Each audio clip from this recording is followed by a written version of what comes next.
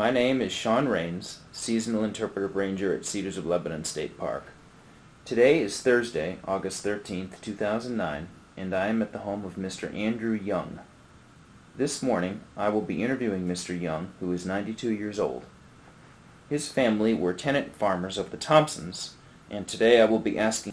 I wanted to get a job out there, this sort of cleaning it up. Okay, and... We'll talk about sharecropping, I reckon. All right, definitely. Today is, this beautiful morning is Thursday, August 13th. Yeah. And I'm with Mr. Andrew Young, right? That's right. On his back porch, here, and we're going to talk a little about sharecropping. Yeah. So you were saying that you had your dad, his first wife. Mm-hmm. They had 7 kids. One of them was yourself. Yeah. Right. Mm-hmm. Now, what was your dad's name? Gilbert Young. Gilbert. Okay. Okay. And let's see, and his first wife's name was Mary. My mama named Mary. Mary. Okay. And she had 2 girls and 5 boys before she died. Okay. Mm-hmm. Okay. And when she died, I was just 3 years old, and my baby sister was a year old. Mm-hmm. Okay. So my baby sister died in 2000. Oh, okay. Mm-hmm. Okay. And I went to her husband's funeral Monday.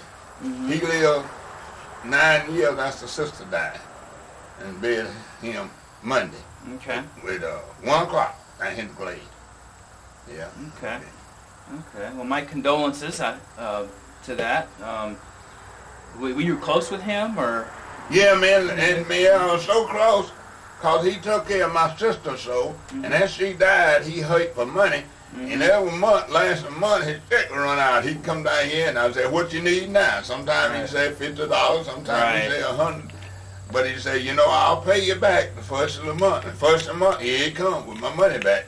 Good. But he quit for the last 2 or 3 years. He got sick. He had a cancer or something, and he didn't come back. But I went to see him after I put him in a nursing home one time, and his name was Edward. Edward, that's your eldest sister's husband. My baby sister's husband. I'm sorry. Yeah. And you said you had your brother. You had 5 brothers, 4 brothers, right? Yeah, I had 4. And who were they? What were their names? Well, let me see. The oldest one was named Holford. Holford. Okay. And he died young. And William, he got killed. Then C.L., and then Roscoe, and then Andy B.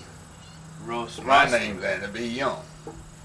Andrew B. Andrew B. Okay. A-N-D-R-E-W. Okay. And William Young. Was and he was the oldest after Holford. You know, he was behind Holford. So Holford was the oldest. The oldest, yeah. William was the second. But now he died right before I knew him, see. He was the oldest, but the oldest child, it say here, you know, they had an old cooking stove back in those days, and he pulled some gravy off of that and burned himself, and he burnt, and he never did get over it. And back in those days, when you got sick or burnt, you didn't have no doctor like that now. Right. And so you just died. And so my mama, there's a bunch of them, and a bunch of them, they died all in 1 year, but 2. But they had TB. Tuberculosis. And it was a loving kind of family. When one had it, they just stayed in there eating. That's one another, they say. And they all just come down with it. Yeah. When did Holford die? Do you remember when was Holford born? Do you remember what year? I know, I never did hear about it. They never did tell us. They said the oldest boy was named Holford. And see, tell you the truth now, it was in the Bible. All of our ages, and the time we were born, was in a Bible. Well, after I got grown, I went to my other sister. I'm telling you about what's living in Nashville. See, she had all that stuff, and I went to get it, and they done tore all of the right out of it. I ain't got nothing. Really? See, and I was trying to get my birth certificate, and I tried it twice, and never did, can't get it. Never did. See, back in that time, you didn't hardly send them in. They used to come around, and they take your age and everything when you born, just like you doing. Census tape. Yeah, took census. And so I tried to get mine. I tried it twice. It cost about $5 each time to try, but they never could find it. Never could find it. So I don't know where they got it in New York. So far back, see, that'll soon be 100 years ago. Yeah. And so it's gonna be hard to find anything 100 years ago now, ain't it? Yeah. Yeah. Yeah. About an hour a date, ain't it? Now, out of your brothers and sisters, you were what order? When were you born, or like what? Were you the second youngest, or the? Well, I was born in 1917. Right. The 17th of April. Okay. And I can't. And I got that out of that book, and I've been had it, but I was going back to get the rest of them, and it done tore it out. Tore it out. So I ain't got none of it. But a bunch of your siblings died from tuberculosis, you think, or some of your family died? In my mother's side. Mother's side. But not me. In my side, my oldest brother named William, is a white fella, killed him right down inside the road, right over there. This before you turned to go out to see the forest, he had a little, all them bushes growed up there, where his house was, right on the road over there. And he shot him from the road with a rifle. And they were fussing, and he shot him and killed him. And then, now, my oldest brother, next to him, he just died with, I reckon he had a total rot off. And from that, he had to cut his foot off. Sugar, more like sugar. Wow. And they cut his leg off, and then he kept on, and he died. And that was CL or Roscoe? That was CL. CL got his, okay. Okay. And Roscoe ain't been too long. Died. That bed right up there. Both of them. Okay. You passed that graveyard up there. Oh, okay. Right in the cemetery back there. Okay. That's where I put him. Okay. Okay. And so, but my daddy's bed way back down in them woods, the cemetery we were at. Okay. Back when it first started,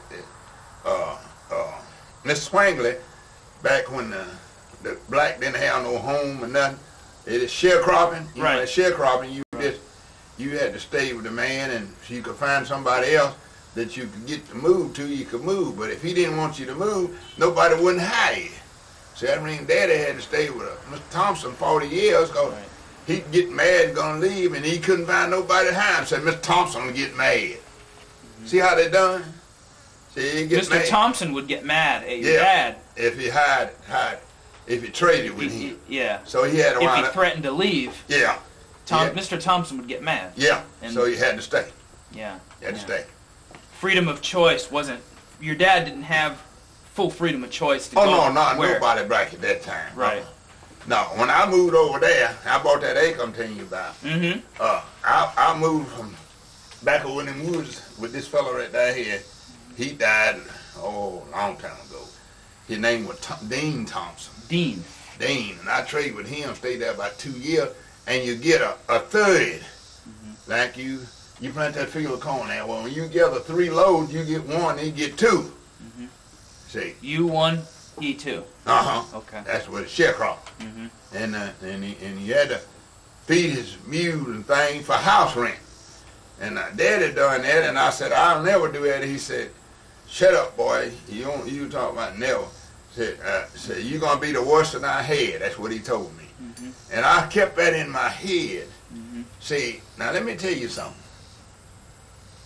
You can look on the outside of a man, but you sure can't see on the inside of him. You ever figure that out? I would agree, yes. Definitely. You don't know what he's going to, you know what he's up to, what he'll do to you. Because if you ain't serving God, you're serving the devil, and the devil is evil. And it ain't nobody here but God and the devil. Right. Just them two. Right. You can't find nobody else. It's just right or wrong. And just like me and you sitting here, we either right or we wrong. We one or the other. See? But nobody knows it unless you got a spirit. My spirit will show me what everybody's doing. I can see it. I told a preacher once at a certain time I can come up, I can see plumb through, and he got mad because I could see in him. See? Now, and so that's what my daddy told me. And back at that time, you had to mind it. Well, I'll give $25 for that little acre there. I bought an old house for $7 back over in some woods. And I took a wagon, went over and tore out what I wanted to, a lot of it's in that house right there. And I built that house for $200. For $200. $200. Andrew, when did you build that house? When were you able to move in there? I was about 40 years old. 40 years old. Okay. But I tell you what, I've been through so much I can't tell you what the date or nothing. Right, that's fine. But it skips on. But we don't want to say this. I tended a crop one time with a $20 bill in my pocket and wouldn't let nobody know it. And I had to, when you're applying, working for yourself, you wouldn't get no pay. And I'd go to the boss man I lived with and borrow me about $2.50 to get groceries. And had a $20 bill in my pocket. See, I'm trying to get ahead. Now, if you ever want to do good, you can't go out here and tell it. Because, see, somebody will block you. See? And if I let him know that I had that $20 bill, I couldn't have borrowed no money from him without groceries. I see, yeah. Now, back to what he's saying again, don't let that hand know what this hand doing. So don't let your right hand know what your left hand. Don't say too much sometimes. That's right. Right. Be careful what you're doing, see, if you want to get ahead. Now, another thing you got to say, if God is dealing with you, all you got to do is let a light shine like that sun.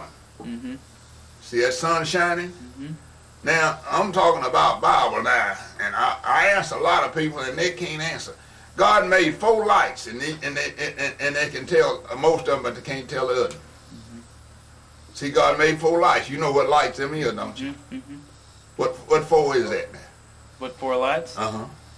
Well, actually, why don't you tell me? It's been a while since I've read it. It's the sun. Oh, the sun, the moon. And the stars. The stars, and the sun, the moon, the stars, and your heart, right? That's it. Okay, I gotcha. We are the light of the world. Ah, yeah.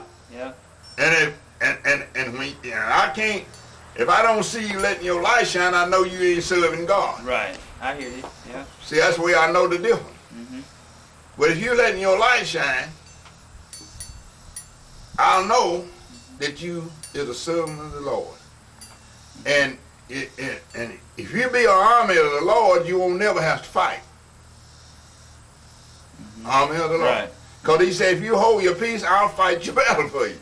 Huh? There you go. Yeah. But if you be the army of president, and he said, come, go fight, you lost your wife, your home, your soul, and everything over that fighting. You're obeying man, but you're not obeying God. So God told us, do violence to no man, and they don't want to do that. They want to go over and go over yonder somewhere and fight them. You ain't got no business over there. They ain't come over here to fight you. You're going over there to fight them. Sure. You better wait and let them come over here and then throw everything you got against them. I think you'd be doing fair then. Don't tip your hand, right? That's right. That's right. Ain't that something?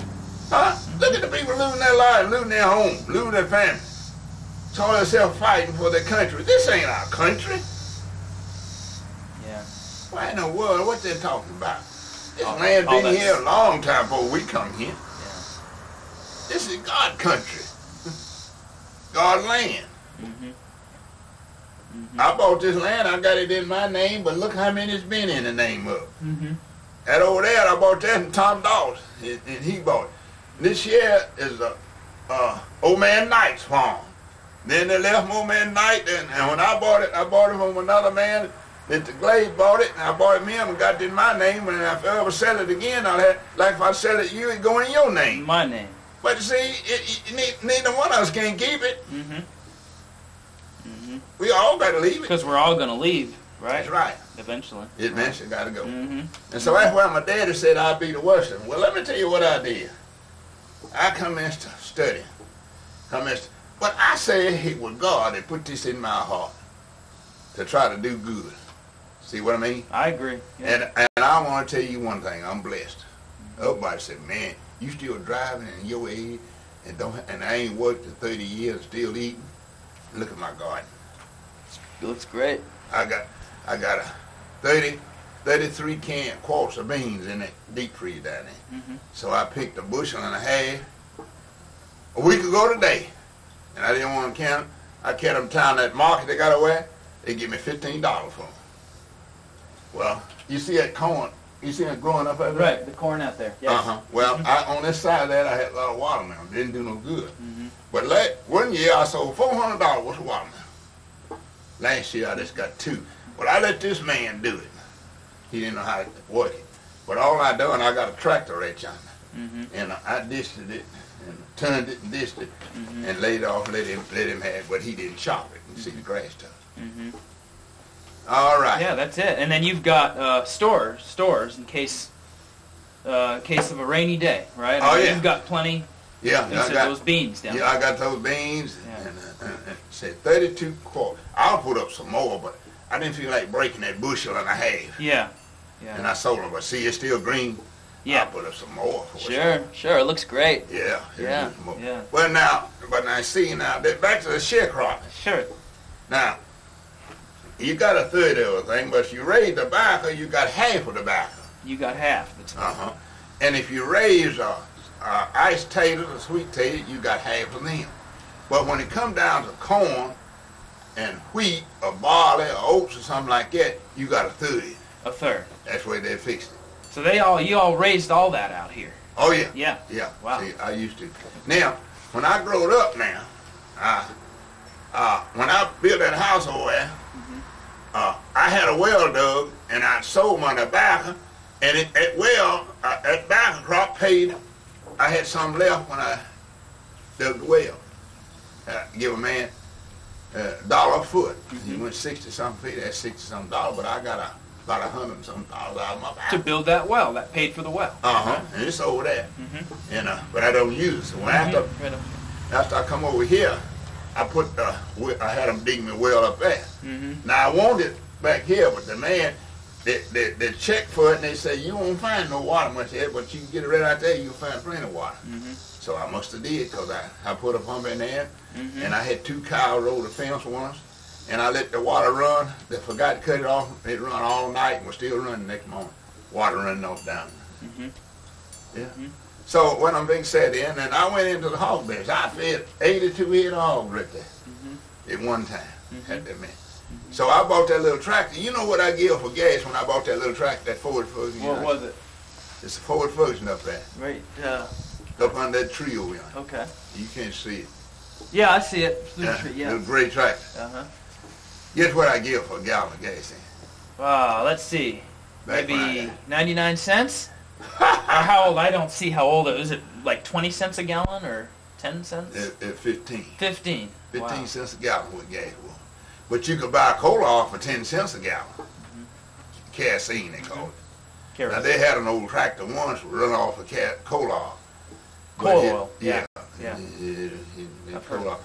But they call it kerosene, but it's coal oil. But I had a tank out here, and that man would come and put that in there when I bought that little tractor. And I give $1,650 cash for it. And I paid for it the next year. Wow. And I lost my wife right shortly after I bought it.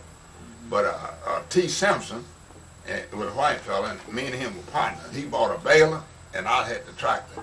And I baled hay, and got hay. Me and him went 50-50. I have made with that little tractor back then. I come away from there.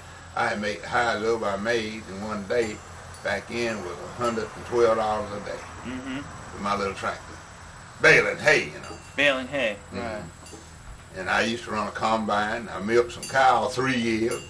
I done a little everything to make a dollar. And now back what I'm trying to tell you. Now you were you sharecrop for the Thompsons, right? Is that right? Yeah. Now, who were how many acres did the Thompsons own? I mean, I know they were big landowners. Do you remember how many acres or? Oh Lord, tons up in this. Maybe 900 or 1,000 acres, and all, they don't tell them what. All this side of the road, or do they go to the opposite side? Well, he owned from, and then they still done Thompson. No, some of them they done sold some of them. From over that hill yonder to the store up on that side, he owned a bit of that. To the store, now, the Baird's Mill store, yeah, or the up at the highway. To the highway. Okay. He owned it to that. Okay. Okay. PJ and May Howell lived up there. They didn't have no children. They lived right there, but they were the Thompson. She was a Thompson. Okay. Her daddy give her that farm. And my daddy worked for Spurgeon Thompson 40-something years, I tell you. And Charlie tell you, 40 years. Yeah. And he'll tell you, if his daddy bought a farm, every time he buy a farm, my daddy and worked there, the 4 of us boys, we all worked there then. Worked it. Yeah. And for a little, he got 60 cents, I got 50 cents. And he paid for that in 1 year, them farms. 50 cents a day working the Thompson's farms, right? Mm-hmm. All the ones that when they bought a farm, you all would be working on it. Yeah. Yeah, we go there to it. Up here at that store, he owned all that, and the old barn, they done tore it down. We had went up there and didn't have nothing to do. We go up there and grew up bushes all day. Take a dinner with us. Cut bushes all day. Just be doing something. Just be doing something, yeah. And he owned that place right over there, that fence there where that church at in that graveyard. He owned a little strip in there. I forgot how many acres it was, but he also sell it to Daddy for $500. Daddy wouldn't take it. Your dad? And he wouldn't take it. My daddy, what he done, he made $700. He had $700 he had made, saved one year, and jumped up, went to Chicago, Indianapolis, and lost a bit of it. Oh. And could have given $500 and got that little farm up there. He wouldn't do it. He never did own that. But my daddy liked to drink and chase women. And when you like that, when you like a woman in a bottle, you'll never have nothing. So they'll keep you broke. Keep you down, basically, sometimes. Like to ride. Yeah. Now Spurgeon Thompson was the landlord then, right? Was the head of the Thompson family? Yeah, he was the head of it. He was the boss man. Okay. And that man was, back to what I'm going to tell you, he had given me 15 cents to go out and throw five barrels of corn out of the wagon to the hogs. He gave me 15 cents to do it. And he'd have that big lot full of hogs, and I looked at it, I said, I'm going to do that same thing. And that's where I got mine for watching him. You know, you can do pretty good at watching the next fella if you're falling. Right. So that's where I got mine, watching him. Watching Spurgeon. Watching him, what he was doing. And I went in there and see, I tell you about, I took that little tractor, I had corn all around here, and I raised it, and I bring it here, and I had a barn up. I ain't been long. I had to get a boy to tear it down. It got rained, the wind came. And his pile up there, brick rocks up there in that winter road. But I'd fill that barn full of corn, and I'd sell them hogs. Well, when I sell them hogs, now, I can back it up and prove it. I can go to 2 banks in Lebanon and show you. Well, if I make 200, I got to put one of them back. See what I'm saying? Right. And I use that for a sick day and a rainy day. Sure.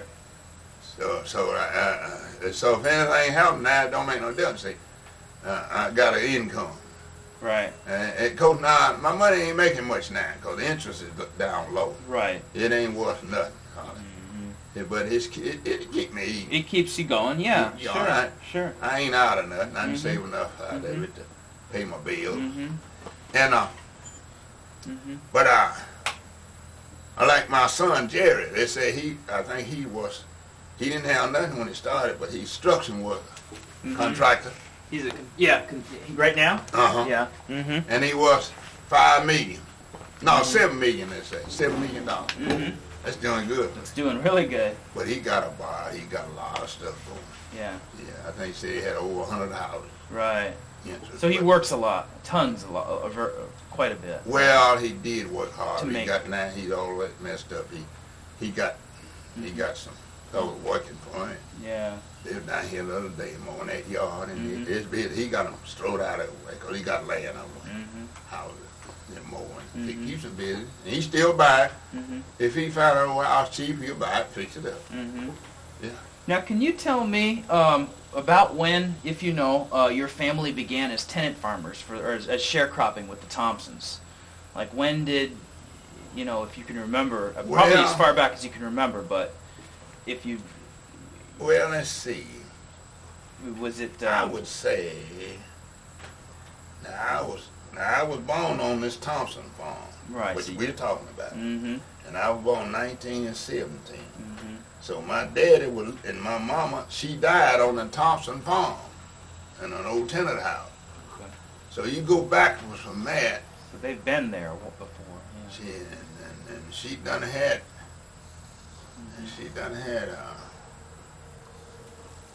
about 5 children. Yeah. That's we give that at least 10 years, 2 years apart. Right. So we back up from back there. So your dad was here years before you were born then. Yeah, he was here. because he died at 77 and he gone. But 77. But think about me being born in 1917. In the 17th of April. Now back up from that, Daddy had to be what? Back in this, it said Daddy was maybe 25, 30 years old when I was born, said that. That put him back, where about, way behind 100 and something years. Back in the, right. See, back in there. So, what I'm trying to say... So probably about at least maybe... so was your daddy born on this land? No. No. No, no. My daddy was born... see, both of my grandpas were smart. They were smart enough. On my mama's side, he owned 101 acres over there, over the hill there. And he was smart, and he could, on the first Monday, he'd get it, hook up his horse and go to town just like the rich man did. Right. He had everything. He didn't sharecrop. He had his own home. But after Grandpa died, Grandma said they didn't like her around here. She sold it to Prentice Majors for $3,000. He paid two of them, left one. We never get the other. And so my other, on my daddy's side, he owned over here. You know where a minute.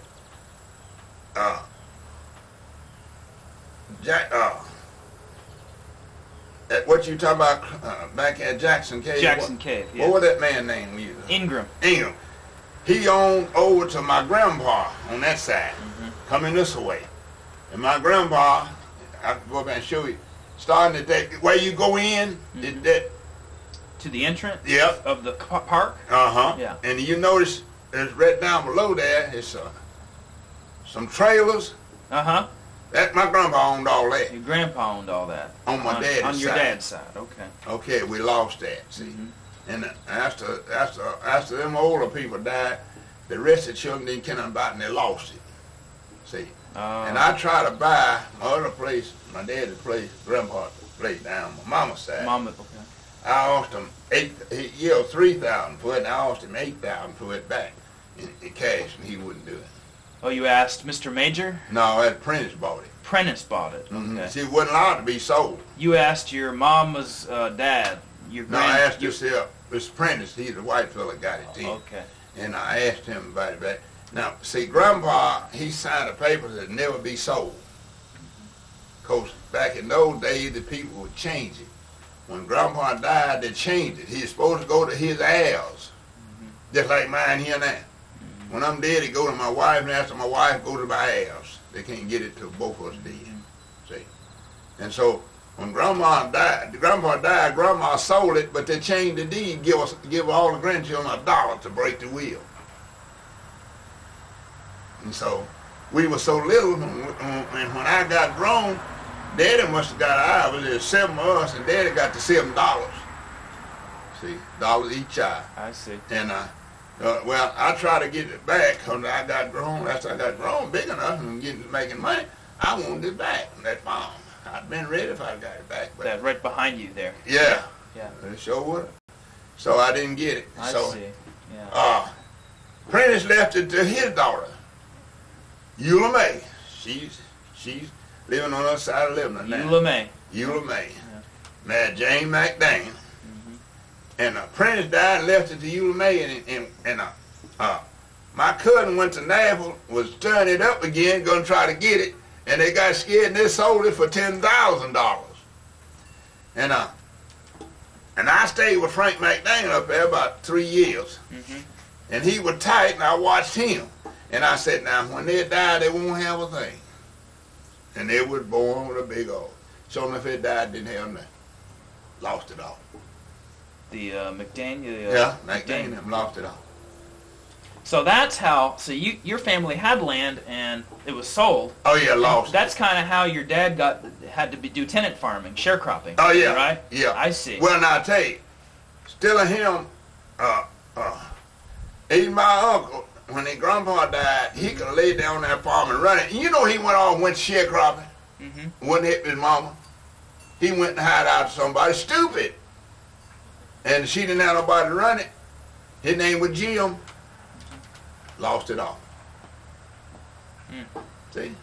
All right, we're going to say this. If you be blind, how blind can you be? If God don't open your eyes, you be blind as a bat. Right.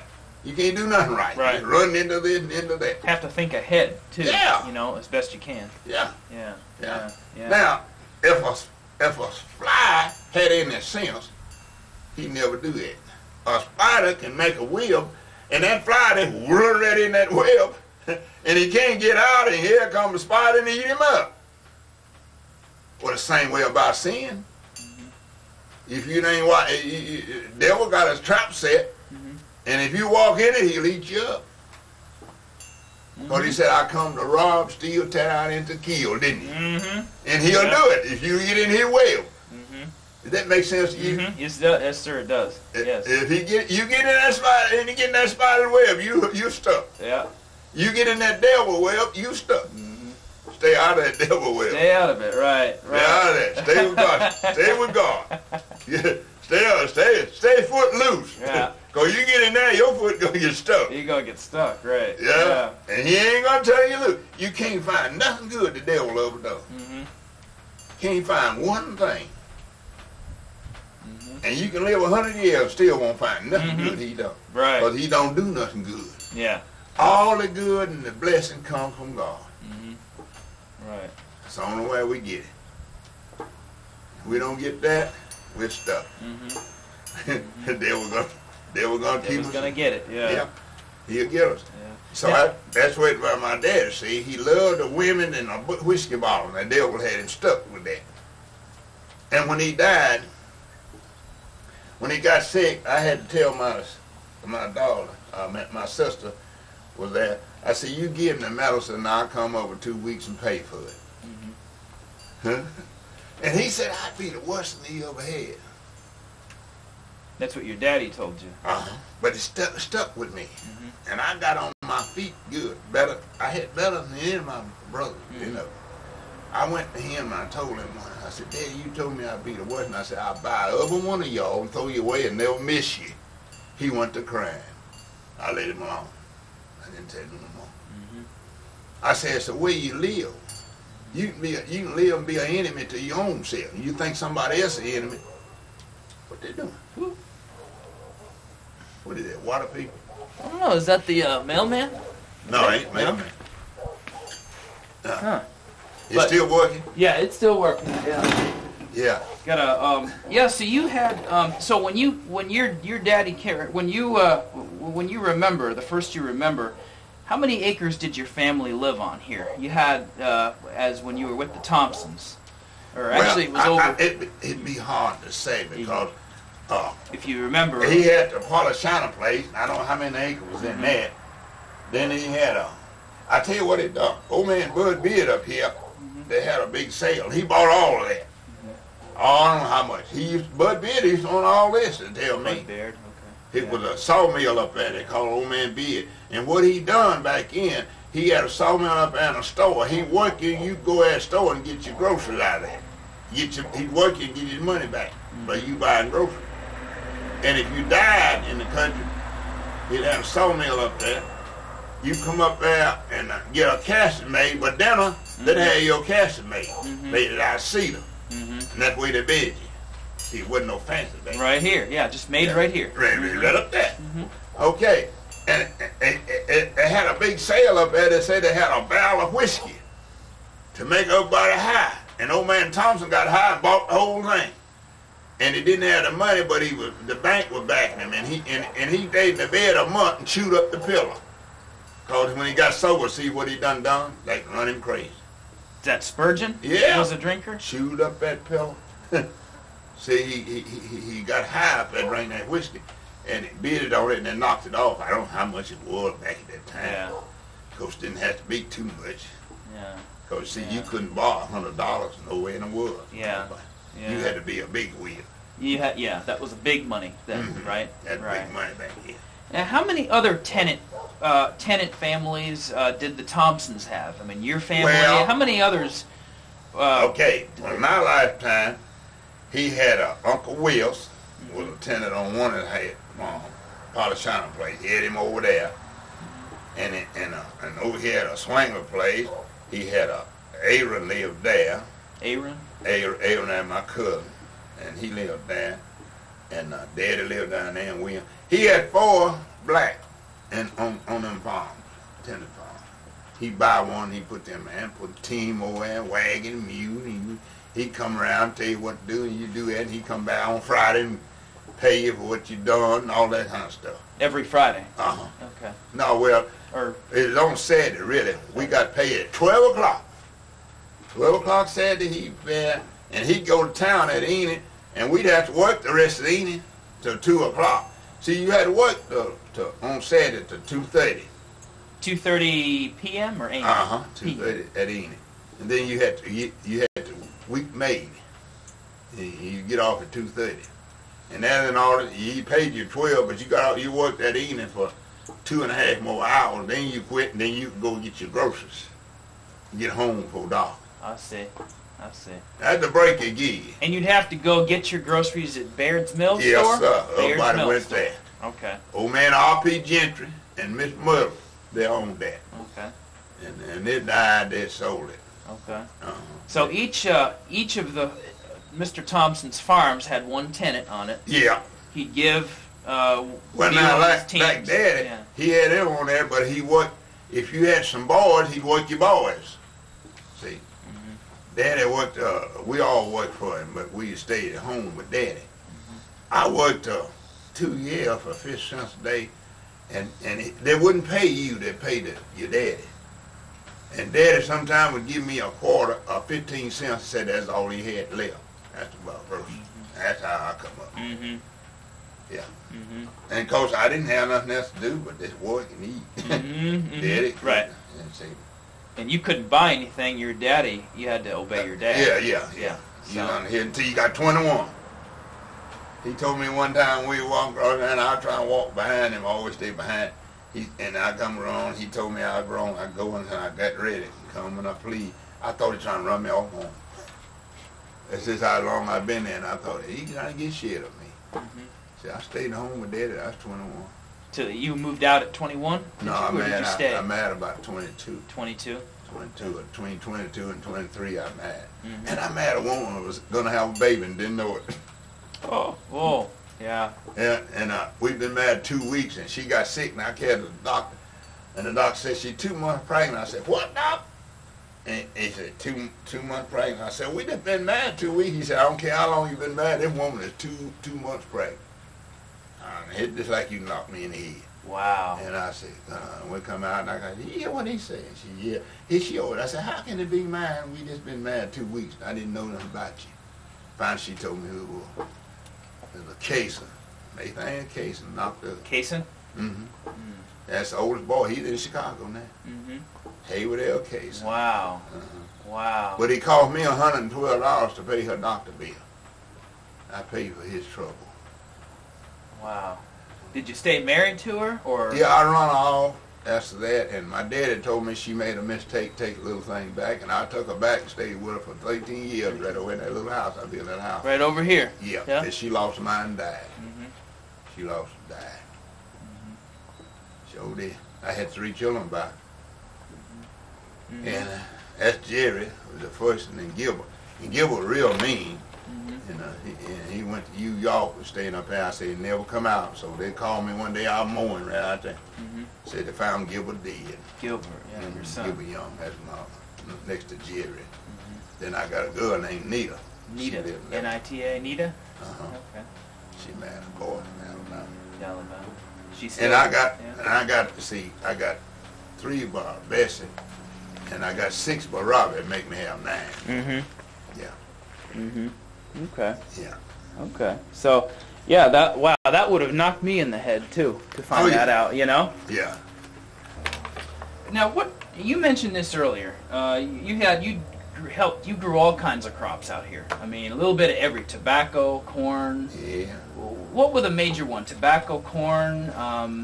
What other stuff? What other crops did you grow out here? Well, you can grow taters, iced taters. You ever know about iced taters? Iced taters? Uh-huh. No, I haven't. I love potatoes. I love them. Well, I had 2 acres of iced taters once up there that's where I got paid out for this child I'm telling you about. He gave me 2 acres of iced taters, brought about 6, 7 bags of potatoes there, and we chop them up and I plant them the next day. And they hit. I had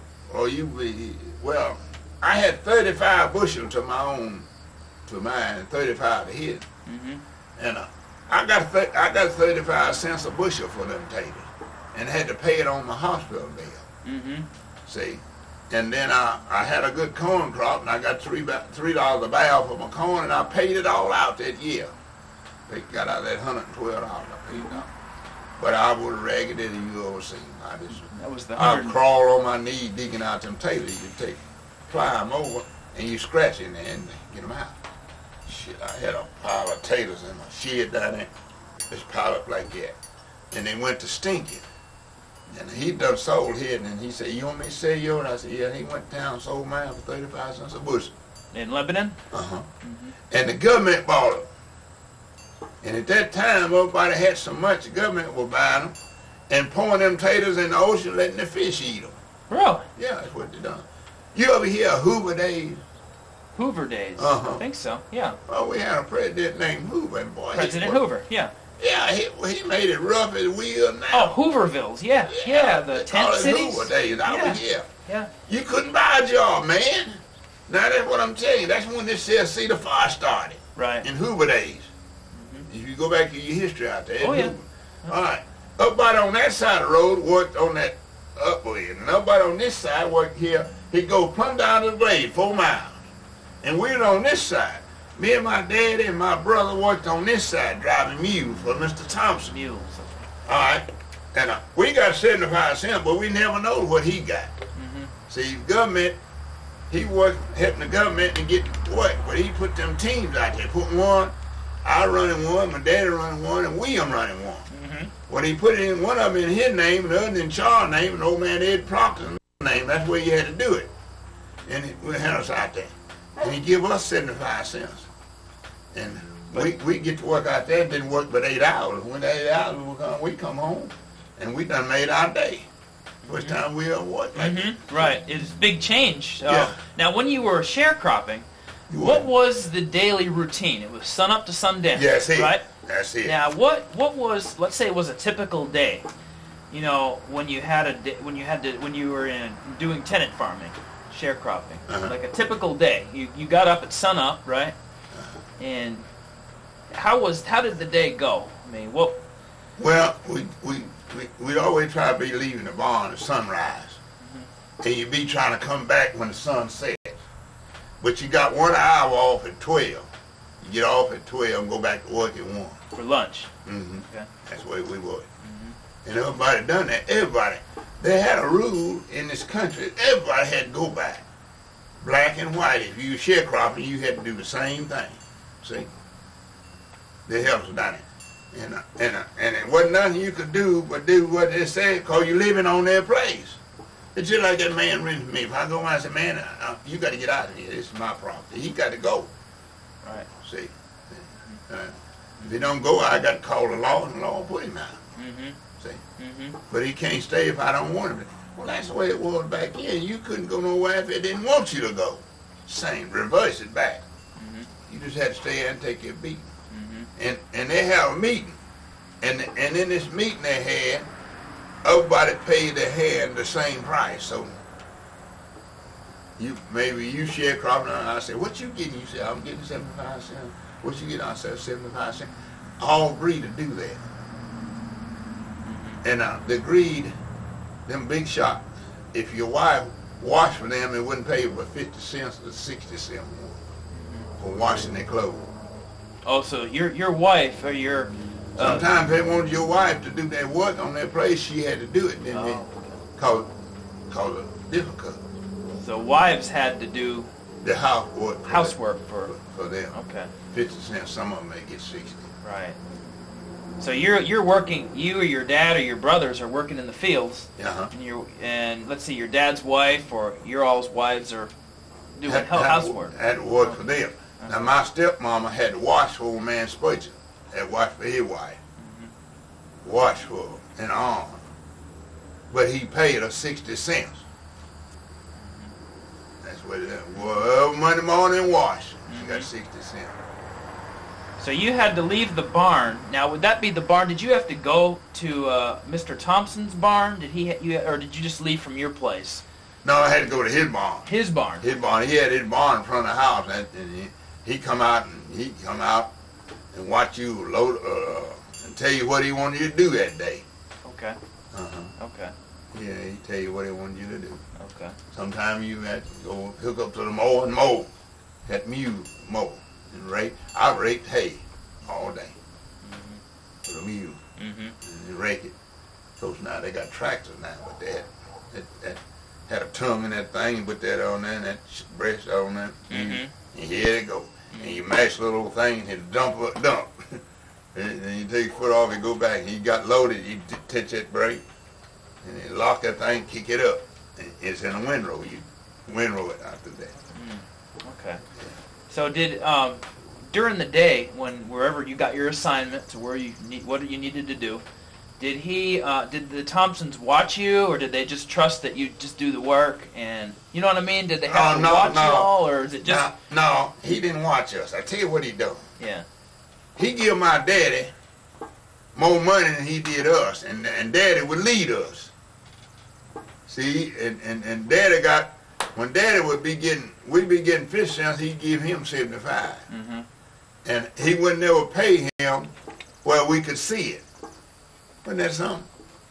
Well, daddy got to getting drunk, wasting it, and old man Thompson got mad and said, I'm going to cut you back the rest of them. I can't help you. I ain't going to give you this money, you wasting it. And that's when we found it out. Okay. So he messed himself up. But he, boy, he would lead us, and I mean, we followed him. Because he go off trading, and if he didn't have nobody leading, we probably wouldn't have done nothing. But daddy would make us come on. So Mr. Thompson would pay him more to supervise you. Yeah. Basically, sort of. Mr. Thompson didn't have to be there, but he tell him what he wants to do, and he lead us. I see. Absentee, right? Okay, I see. See, we'd be out there plying with sometimes it'd be three of us out there with a ply turning that ground with them mules. You ever seen that done? Well, we'd be daddy'd be in the front, we'd be behind. Yeah. Always falling dead. I see. When he wanted to rest a few minutes, we'd all rest. And when he said, well, we better get back at it, go back at it, we'd tired. Okay. I see. But he wasn't with us. Me and William like to shoot dice. We got some dice, and we try to wear one another pennies. We shoot for a penny. Yeah. Yeah, we gamble for a penny. And Daddy would be still working like we grub it. He said, Mr. Thompson know how much we supposed to do. Y'all better come on in. And we get up there and we cut bushel like everything. You just work like... Trying to make a show, you know. Make a show where we've done something. It's like I had a man, I give a man $10 an hour to split that wood up there.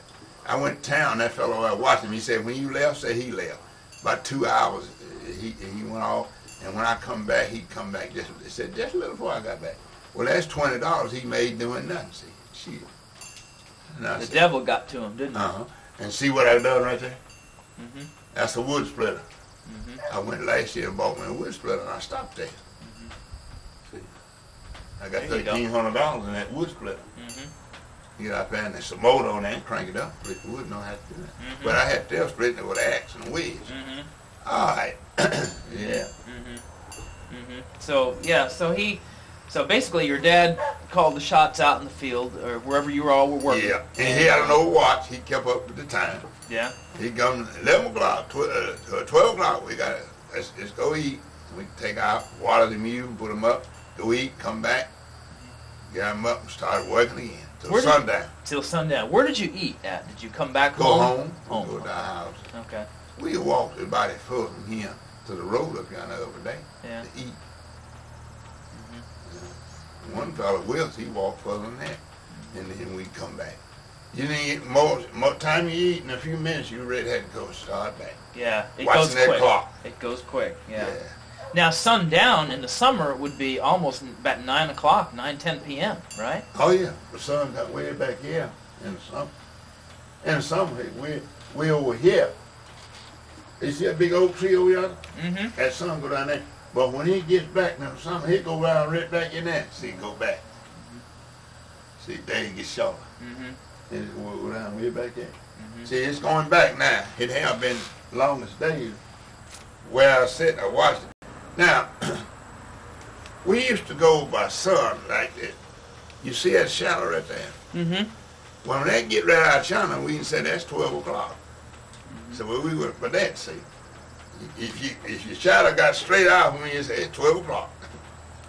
So it was 12. Mm-hmm. And where that barn was, when you come in there and that shade done got to a certain place, you know what time it was. Because other words, we watched the clock at that time, then you know what it was, see. Right. We always went with some kind of sign.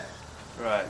Daddy used to plant his corn by sign. He wouldn't plant it dark night, light night. It grew too tall. Mm-hmm. Plant it dark nights and you have more corn. Mm-hmm. Go back. Had an almanac. Mm-hmm. You go with that almanac. Mm-hmm. We done everything like that. Mm-hmm. And you can go with a sign and you have a tooth pulled and won't ever hurt you. Mm-hmm. We used to cut our hogs with a sign and never swell. So by the shade, by the sun, and by the angle of the shade and the sun? Yeah, you could tell by what time it is. Mm-hmm. So that's when you knew when to take lunch, right? You didn't have a watch. No hands. We watch it. Watch this, okay. Well, we had all them signs to go by. Signs, right. Let's see, my daddy had a little watch. He used to get them. You get them for 99 cents. Mm-hmm. A dollar watch, you go. Mm-hmm. Yeah. Yeah. That's the reason I tell you, I wanted to get a job at the Cedar Farm. Because I helped build this over here. And I couldn't get none. See, I ain't never know, they ain't never had but one black person out there. And that was a preacher. Brother McFarland. He stayed out there. Brother McFarland. Uh-huh. He stayed in this. You turn in that Ranger house right there, going in, and right here, you go around the curb there, and that Ranger house right there. Now, he stayed there. He's on black person house. Is that when they were building the park? No, since it's been built. After it's been built, okay. No, when they built it now, yeah. They didn't like no black out there. You couldn't go out there. They had a swimming pool, but they done moved it. It was back this way when the white people had it out there. Right. They built it on back yonder. Mm-hmm. All right. When we helped build it, we wasn't allowed to go out there. Mm-hmm. Yeah. Miss Thompson and them all out there. Well, when it's free to black to go out there, they quit going. They wouldn't go no more. The Thompsons didn't go there. There wasn't no when... There Charles Thompson down there and his boys, I never know them be out there at Cedar Farm. Well, you know the reason why? They said when they went to mixing the black, it was nothing but poor white trash to mix with us. That's what they got in their head today, white trash. So they thought when segregation was, the Civil Rights Act, right, passed, the Thompsons refused to go over there. Yes, sir. I watched them. I've been around here. They ain't never been. And they thought it would just bring more white trash to the park or to the. No, they said when they let us come out there, there was white trash mixing with us. Oh, okay. They go out there in that swimming pool, black and white, and they say, in other words, they think there's no in the world you could throw them in that water when they got a black in there. But that's white trash mixing with the black. I see. That's exactly what they said today. Now, I watched them. See, when I had built that, old man Spurgeon Thompson, every Sunday evening, they'd go out there and take Charles in. And then when it's freedom, I ain't never seen them out there. I ain't lying to you. So it changed. They just won't go now. No. Yeah. They still got that stuff still on them. See? So the Thompsons that live around here now still... No, you can't get them to go out won't there. go. They're Ted Thompson down here. Of course, he belongs to Church of Christ. They don't be mixing nobody. Ain't nobody right but Church of Christ. And there's Steve. He owned right on front of me. Stephen Thompson. And Rusty. He's in the courthouse up there. And they had it once. He stole some money. I don't know what happened. Okay. Yeah. Yeah. But he got it out of it some way. Wow. Now, so you would after lunch, out in sharecropping, you would wherever you were, you'd continue working till sundown. Yeah, yeah. And now, and generally this was Monday through Saturday to about 2:30. Saturday was when Yeah, 2:30. the week ended. So 6 days a week, 5.5 days a week. Yeah. Pretty much 6 days a week, though. Yeah, yeah. That kind of 2:30, you had made 6 days. They give you the rest of it. See, now when I first married and went up there to Frank McDaniel, he told me, I traded with him. He said, if you come to work and I don't give you a job, I'll pay you for that day. And I stayed there about 3 years, and I needed to get I had to work till 2:30 every week. And he paid me at 12 now. I've cut stove wood till 2:30, and I knock off. He gone town, see. And, otherwise, if you understand it, you know you couldn't do no better. You had to do just what he said do. Right. Because there wasn't nothing you could do. It might not like I'll tell you now. If the president called for me and you to come and go be trained to go to the army, we might just got to get ready and go. Because we got to do what he said do. Right. He's the boss man. Yes, sir. And that's the way it was back then. They were the boss. You had to do what they said because you didn't know nothing else. You couldn't do nothing. See, I had going to town. I got to go in town, and they put me in jail three Saturday nights on the road just because they know my boss man would call and tell them to turn me out. And I had to stay out of town 6 weeks before I broke them up and arrested me. 3 Saturday night on the road, them people would hunt me, them white police. They were looking for you? Yeah, looking for you, put you in jail. Now, why? Why were you? They're evil. They make money. Because Mr. Thompson would call and say, turn them out. I'll be over in a day or two and pay it. There wasn't but $10.70. He go in there, we got to come out here and work it out. Sure did. I ain't lying to you. Cause the last 2 times, and I left down there, I left it with him. I didn't ever pay it. Mr. Thompson paid one, but when I stayed up at Frank McDaniel, I had to pay that. $10.70, and I stayed out of town 6 weeks. $10.70 for. Hey. Yeah, I've seen them walking hunting. And, let me tell you the truth. What were you hunting or something? Or what did they? Well, what did they want see, you for? They had a place over there, black gold, call it color block. And you go there and drink a beer, and he'd take you and put you in jail. Oh. Say you're drunk, you wasn't drunk. Oh. No. But you couldn't do nothing about it. And who had this? Was this like a bar or a restaurant? Yeah, okay. There's a restaurant around there. And they called it dance. Always go in there and dance. That's for the black. But they had that. Oh, it was for. It wasn't on the meat.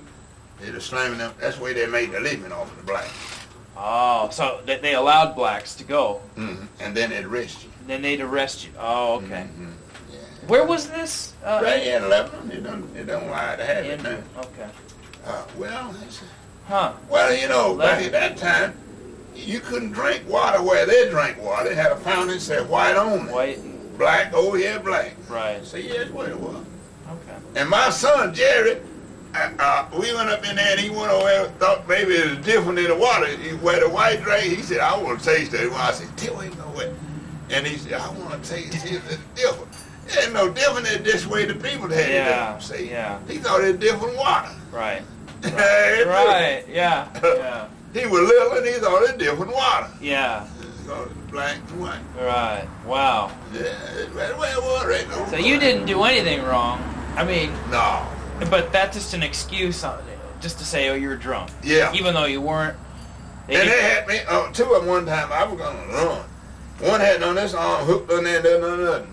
And I got to them steps and I tried to get loose. I go to sock one of them and try to run. And they say, you want to run? I said, myself, yeah, you turn me loose, I'm going to sock one of you and I'm going to get loose, I'm going to fly. I ain't going to pay this bill. Shit, they left me in jail.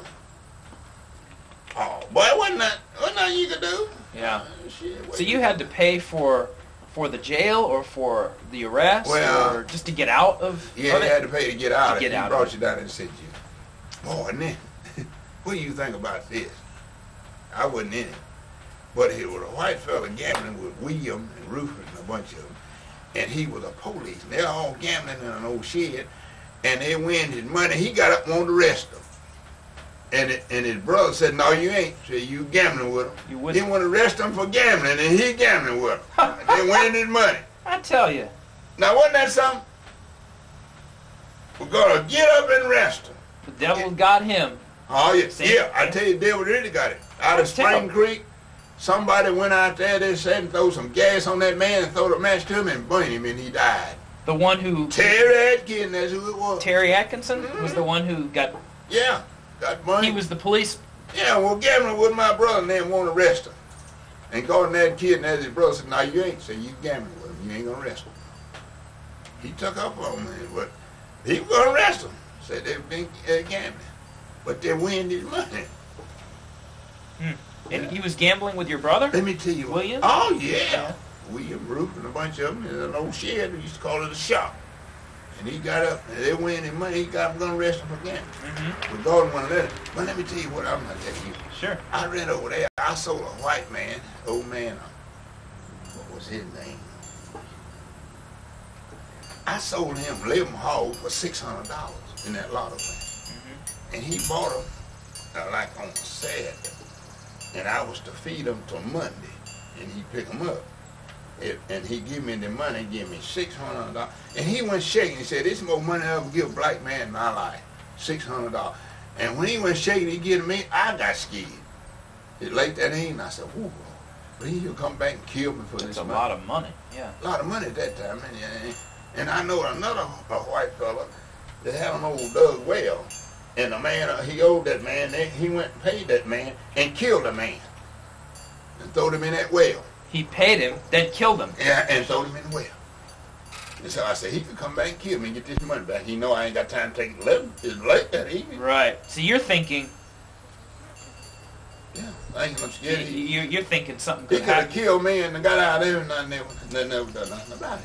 Just on account of that Did fight. anything happen, or was it okay? Huh? Did anything happen, or was it okay? Did he try No, anything? no, It he was didn't okay. try nothing, but I was scared because he shook. Yeah. He said, the more money you ever play. Oh, it's a man dead. There's a white guy dead. And me and him, me and T, we got along good, but Lewis, we didn't. Lewis owed me, and when we worked together, I want to settle up with. And Yeah. I went to him and set up. He said, you wasn't in the white man asked the money. You know he died and they would pay me. I let him alone because he got a ill boy. He could kill me. Lewis Simpson. Simpson. Said I wasn't in a white man asked the money. See? Now, who is Lewis Simpson? Is he? And that was old man Will Simpson's son. Yeah. It was two of them boys, Lewis, Brad, and T. Now Brad and T was good, but Lewis, he was something else. He didn't think you needed no money. He wanted to try to beat you. He never had nothing, try to cheat. Them other boy wasn't that guy. Yeah. Did you work for them, or was that when you Yeah, were we worked trade with them? together, and I helped him milk some cows, and he owed me, and I was gonna settle up, make a scrap the book, and he never did. He didn't do it. Now, were they tenant farmers too, the Simpsons? No, Oh, they were. They owned that big farm. Okay. They owned the old man Simpson. So this is when you were living here. Yeah. So yeah, you I were was just living there. you were just help them out, trade with them, that kind of thing, right? Yeah. Okay. Yeah. I I see. worked from there, Tumblr, Blade, in Lebanon. I've been in Lebanon working with that little tractor, and it's got a road gear on the side of it. Mhm. And I come home, boy, that thing would do over 30 miles an hour. Mhm. And I'd be working, I had lights on it, I'd come home, Mhm. I'd go and work. What I try to do is, like I tell you, 15 cents a gallon for gas, I try to make it much at $20 a day. See? Back when the time was tough. Right. Because you got to get up high now. See? Oh, now I got a bush hog up there. My nephew gets $40 an hour for bush hogging. And I got a brand new bush hog over there. Sure. And let me ask you this. Now, you said when you were, you'd get off about 2:30 on Saturday. Uh-huh. And what did your family do the rest of Saturday and Sunday? Now, was it your own time? Was it Yeah, Sunday yeah. was a day? You were free, but you had to come back and feed the mule. Okay. On Sunday, you had to get up and go feed the mules, and that evening, you had to water them again. Yeah. That was your house rent. Okay. You were free, but you didn't have to work. Yeah. And there wasn't no church. You didn't go to church. You just sat around. But me and my cousin built that church over there. And we got the Baird's Mill Church of Christ? No. There That's a Baptist church. Missionary Baptist. Okay. The one right here is black church, and white church is Christ up on the hill up there. So you built the black church? Oh. Okay. Me and my cousin most built. Mm-hmm. But I don't go where that joker jumped and want to take me out and whoop me, and I couldn't get my hands come up. I want to cut him, and I couldn't get my hand in my pocket. Biggest mess I've ever got in my life. Mm-hmm. And so I would me because I know that I couldn't get my hands up. I was going to try to cut his head off. You had a fight with somebody? Yeah, in that church over there. Over there? Mm-hmm. He dead now. Mm-hmm. And shit, it's long history. I tried to wonder what's reason I couldn't cut it. I couldn't get my hands up. So you all didn't go to church Sundays, right? No. Was that not allowed? Oh, we gambled all day back in them woods. Yeah. Yeah. Big bunch of us go back here, white and black, get some old white whiskey, and we shoot back here and try to gamble all day. And some police come sometimes hear about it, and we run out them bushes. They had a flat rock back in the bushes. Over there, okay. Yeah, back up in there. Yeah. On this side of the road. Yeah. Sometimes we go on the other side to throw the law off and gamble all day. Try to win money and get drunk and do all that stuff. It's pitiful. Mm-hmm. Yeah, so did.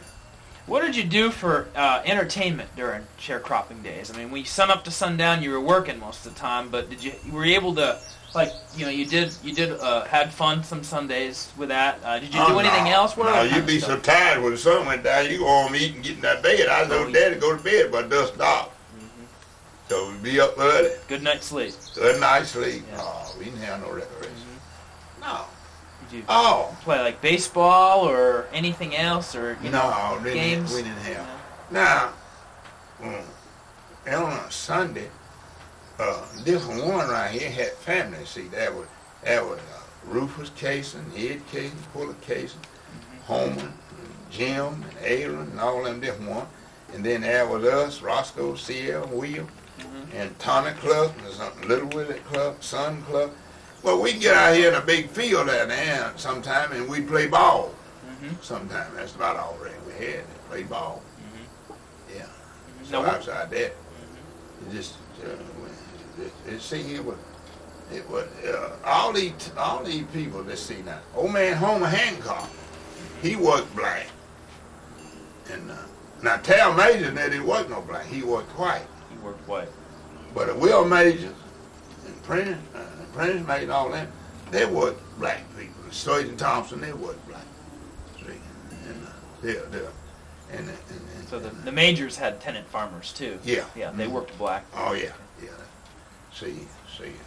But old man, Tal Major.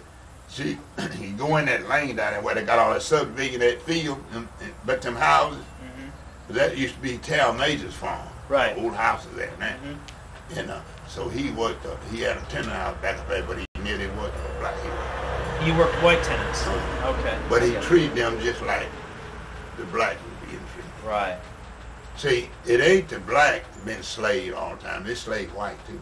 Right. They done lived under slavery. It's next thing to slavery.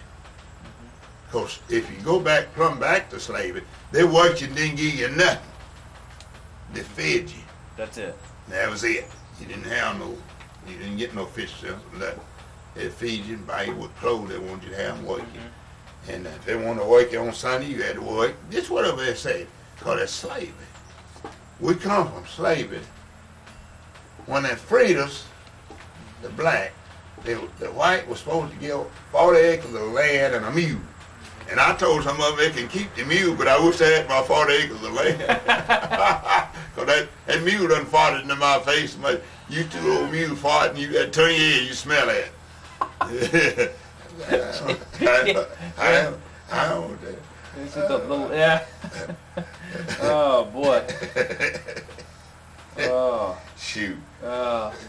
So I now. You got land, you got something to build from. Oh yeah, Yeah. There's money in that land if you needed it. All right. Looking for something to do. Oh, yeah. Yeah. Yeah, buddy. So the ball you played, what kind of ball did you play Look, games? Can you remember? We get over to a ball and you bat it. I throwed my arm away at school. Like baseball? Yeah. And I used to throw, and I done thrown my arm away. Now I can't throw for me that shit. But I used to pitch ball on both sides. And I throw that ball, and I just throwed my arm away when I was young. So you used to get a ball and bat and play baseball then? Yeah, sure. Yeah? All right. Boy, we had a ball one time. I don't know where it come from. Here's a little black ball about that big. Your fist is solid. Man, you throw it at somebody red hard and you catch it. Put your hand up. Here's a hard ball. You ever seen one of them? Yeah. That ball eat you up. Yeah. You better give some gear with that thing. Or you let it come in there and bust your hand. Bust your hand up if you throw it hard enough. Yeah. Shoot.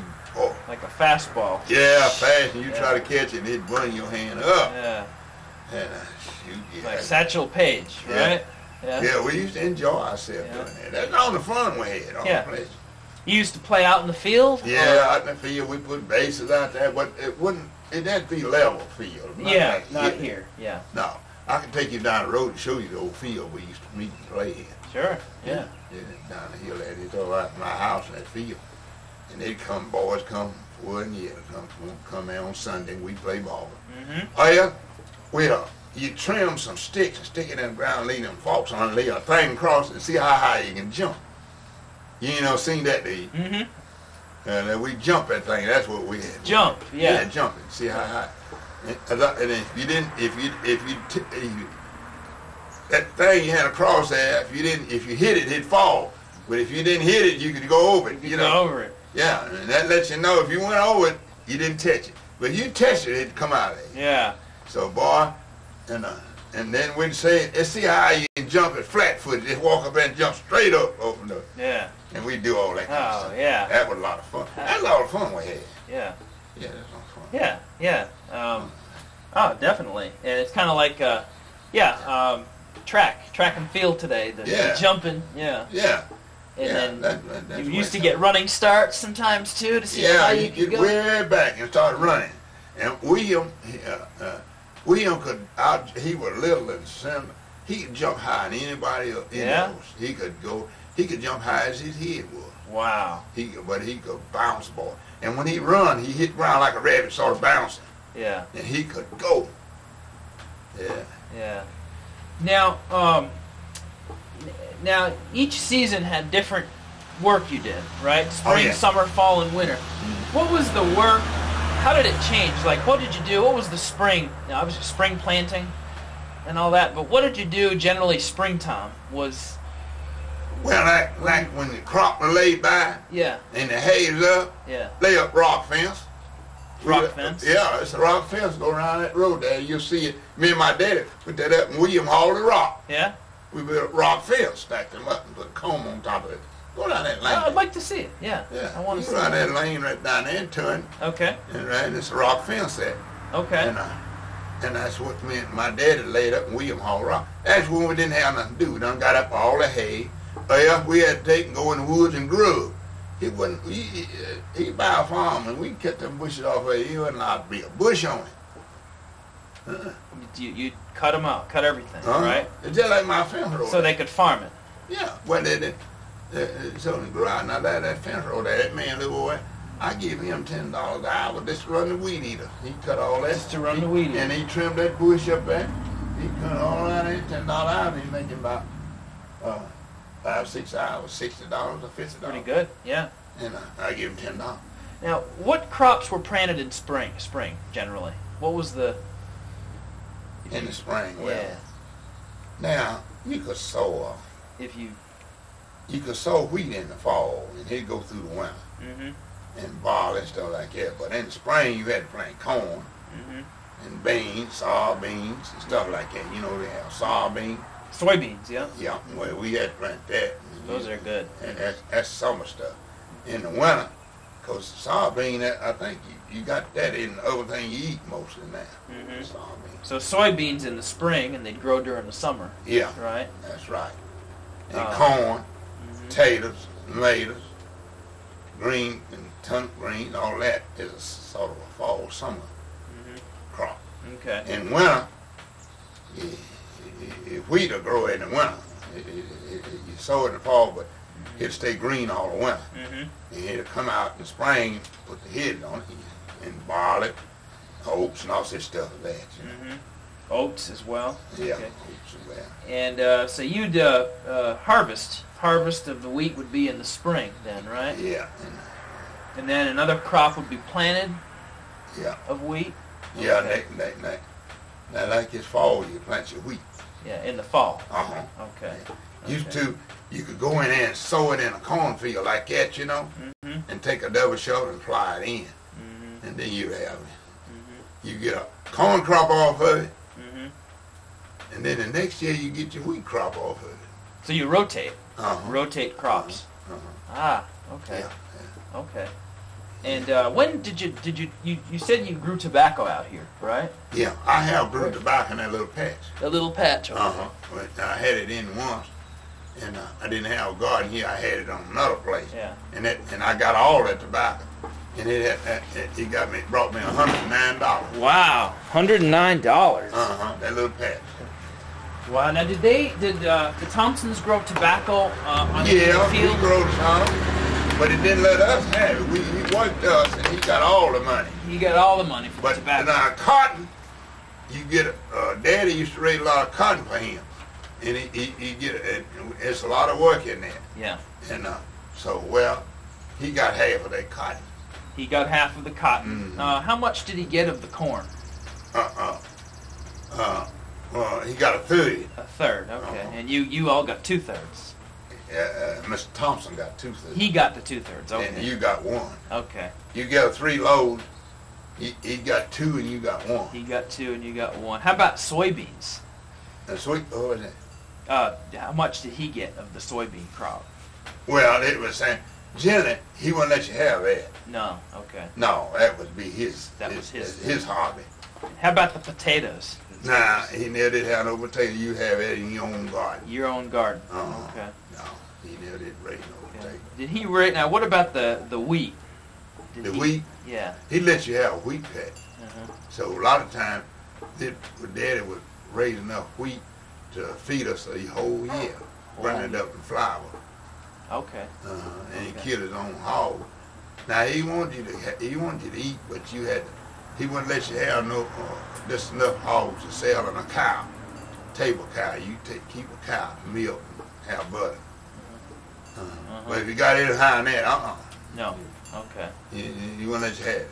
So Mr. Thompson had, what would you say, how much of the wheat? 2/3 of the wheat, would you say, or was it just not? Well, not like that wheat.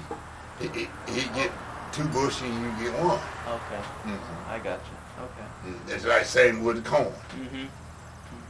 And then the barley, how was that? He never did have none of that. That'd be his. His. Okay. He'd have a barley field, and he'd do that, put that in. Put it in himself. My daddy never did have no barley. Never did. But cotton and corn and wheat, about the only thing Daddy could get. Okay. And the tomatoes and the greens would Yeah, be but that's your garden. your own garden. You'd have your own garden. Have your own garden. And would you be working tomatoes? Would you be working Mr. Thompson's tomatoes and all that stuff too? Yeah. Now, So my for brother him- used to ply his garden. He'd plant the garden, have us to plant it. And then we'd have to apply it for him.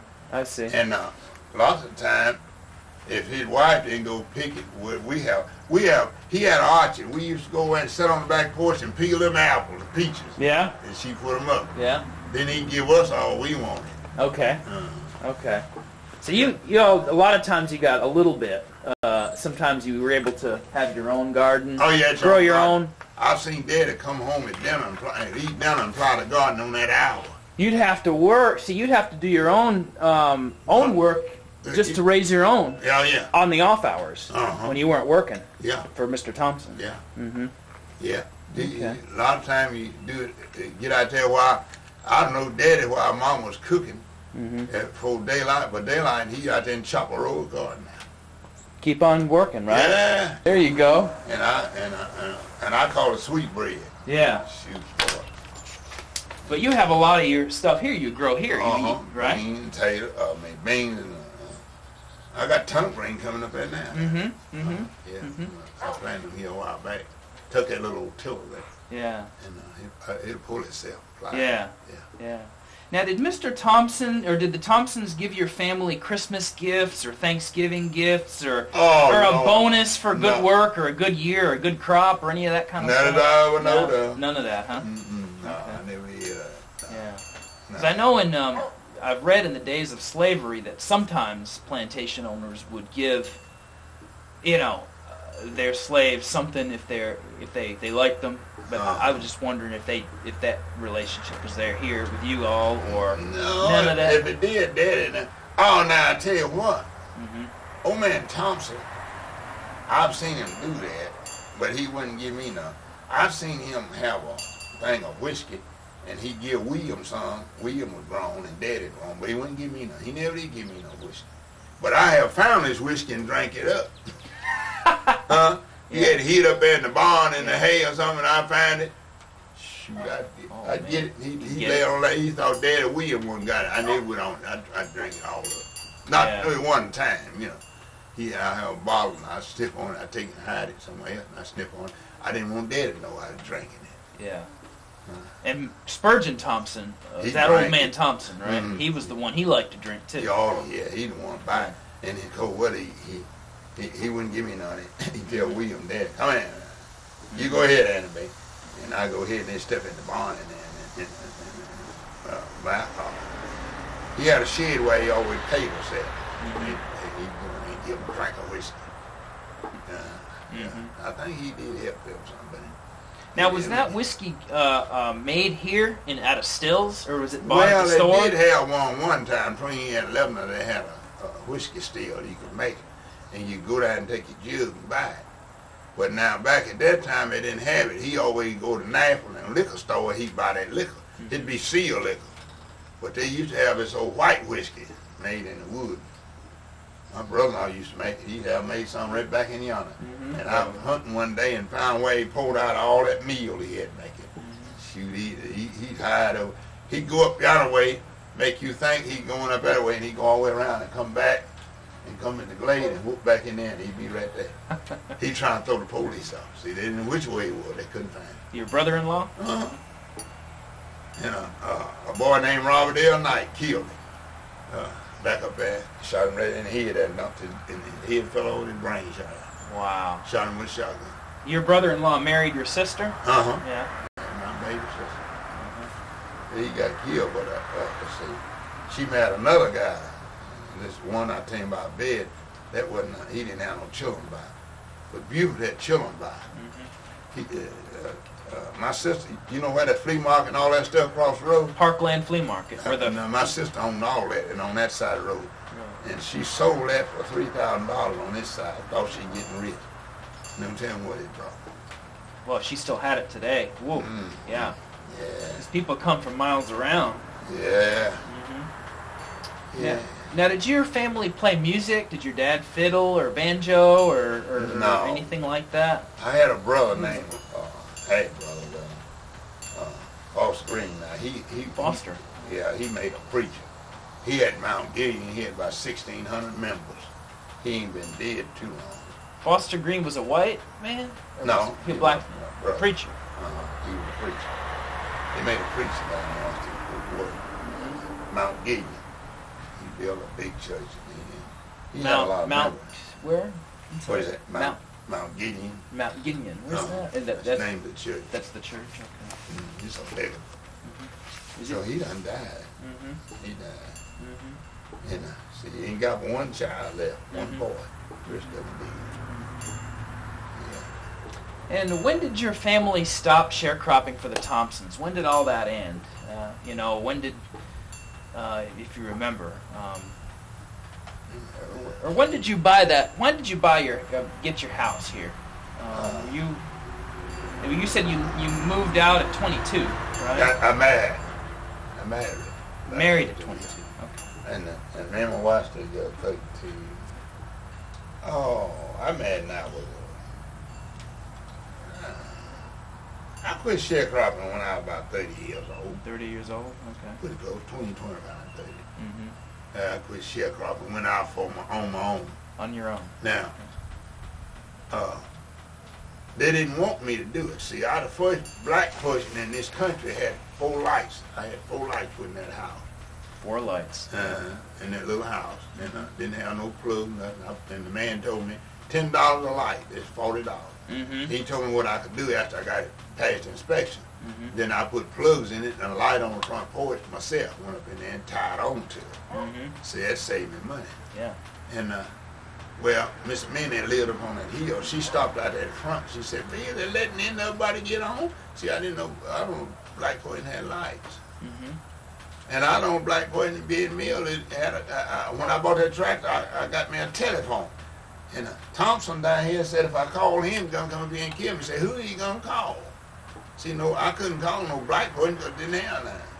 But I got the phone for the white to call me that they wanted me to do work for them. See what it was. You got the phone for the Thompsons to call you to do work for them. No, that's the people could call my number. But the Thompson didn't want me to have none. Oh, okay. Said if I called him, he'd come up here and kill me. But he ain't never know that I know that. See, I never just said nothing. I had them say a lot. They said they'd find me dead up here. And this other guy that said that, he fell dead one day. See, that's what I tell you about. If you be a soldier, you don't have to fight. He'll fight for you. Mm-hmm. Mm-hmm. So they didn't want you to get that phone in there. No. Oh. But And when I got in there, I was on the line with the white. And I'd come in and work. They said, my children come in school and they'd be calling somebody they know in Lebanon. And they'd say, we can't get the phone for your children. And I was on a party line. Mm-hmm. Big party line laid 4th, I believe as high as 8 was on it. Mm-hmm. Well, they took me off and put me on there with Miss Leela Lanham, the old lady, white lady right up there. Mm-hmm. And she been dead, and they done tore the house down. That's way back. It's about like Martin Luther King. Look what he went through, Will, trying to say, if God Almighty is wrong, he wrong. All men should be treated equal. See what he went out with? Mm-hmm. Went out with all men should be treated equal. And he said, if I'm wrong, God Almighty is wrong. Mm-hmm. Well, you couldn't fight that because God made us all equal. Right. See? You can't help what color you is, and I can't help what color I am. Exactly. Yeah. Well, see, like I told that fellow, well, I got so much mixed up blood in me, I don't know what I got in me. I may have a lot of Indian. Right. My great-grandpa was a Creek Indian. A lot of people, yeah. See? So I'm mixed up. Yeah. Now, you can get a 4 or 5 gallon of paint and pour it in all to one color. Pour it all together, it'll make one color. I don't know what color it'll turn out, but it won't be but one color. Mm-hmm. You don't notice that? Mm-hmm. But all that paint together, turn. Do you make one color? It'll make one color, Right. but you don't know what color. You just pour it together and stir it up, and it'll be a color. Right. Something. It's something, ain't it? Yeah. Huh? Yeah. Well, you can dump your garbage in a black woman, that child gonna look some color. I dump mine in a white woman, it's gonna look some color. We just dump our garbage in there, and when they get through growing, it's a baby. Right. Huh? Yeah. What color is it gonna be? Yeah. Who knows? It's still life, though. You Huh? know, it's living. Now, that ain't, we got that president in there now. This thing, we got a black president. It's not so. His mama was white, and his daddy was black. See, it's a mix. Not full blood, right. That ain't full. Mm-hmm. It ain't full. Mm-hmm. Well, I heard 2 white women on the news say yesterday, the day before one, Mm-hmm. said we've been a long time getting somebody in there trying to help us, and said now they don't want him. Mm-hmm. So he trying to get some. What he working after? So a lot of people ain't got no insurance. Mm-hmm. Why? The doctors and things done wore that thing out. They done got rich off insurance. Mm-hmm. So they getting all the money. You go to the hospital. Oh, yeah, those doctors? Sheesh. Shoot, you go to the hospital. I owe a bill now. I believe $11 or something. I don't know who it is. Yeah. But I went here a while back, and they had some blood drawn. They sent my blood to somebody, and I got to pay them it cost $90-something Mm-hmm. for them checking my blood. But my insurance paid it all, but $11 or something. It's outright, yeah. And it's outrageous. And I don't know. They done sent me twice, done to me. What I'm gonna try to do, go to my doctor, and I say, who did you send my blood to? And take his money and send it to them, so they quit worrying me. See? Yeah, it's outrageous. It is. The hospital biz, isn't it?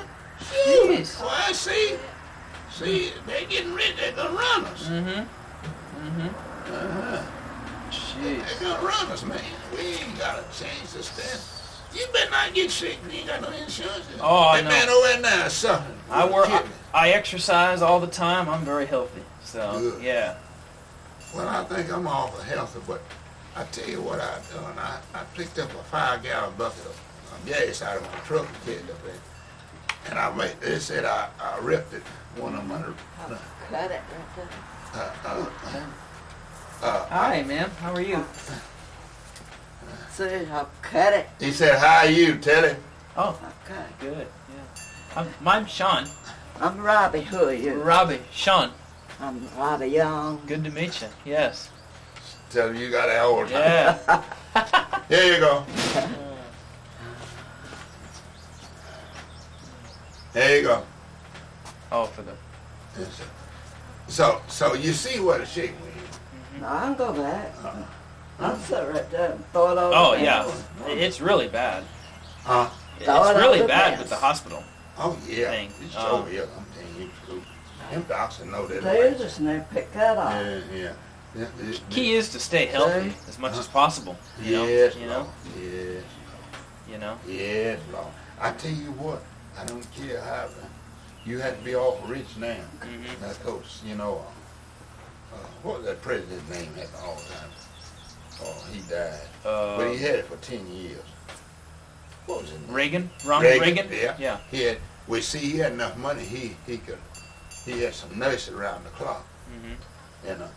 So what I heard here about a couple of weeks ago, that if it gets in good, that I can get somebody to help me, and the government will give me a little money, and I can get somebody to help me, and I can.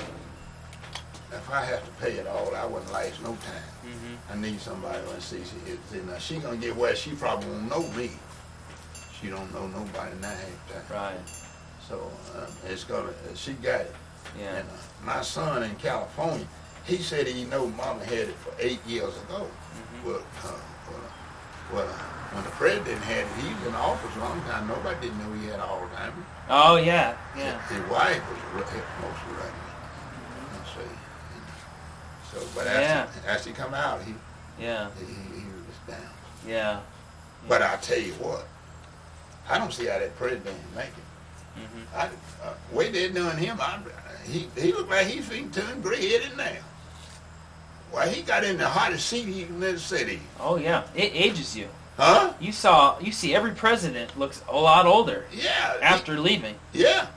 Well, you see now, I don't think Turns your hair gray, doesn't it? this man didn't know his seat gonna be as hot till he got in it. It's hot. He's sitting in a hot seat. Those things there. Huh? I like him, though. Me too. I mean, look like he's trying to help us. Yeah, I think Really, so. he done sent me $500. At Steve's packet. Right. Well, I got mine 2 months ago or no. Well, what he had no business to tell it. When I got back, he done told it. Well, gas went up. Oh, what good to give us anything and tell it? I know. These people to go up to get it back. Huh? I know. It don't last long when they jack those thing up. Yeah. But I think he's You got said- it. you know I got a little Lincoln down in that shit. Yeah. It's about 30 years old. Lincoln? Yeah. I spent $3,500. My wife bunched the motor up. The hole busted, and she kept driving to bunch the block, and I put that new block in it, and $3,500.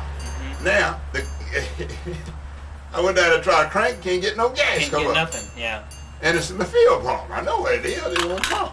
Yeah. And I get it pumped. Well, now if I get it pumped and I go find me a car like I like, I'm supposed to get $4,500 for that old car on the Sell tree. it.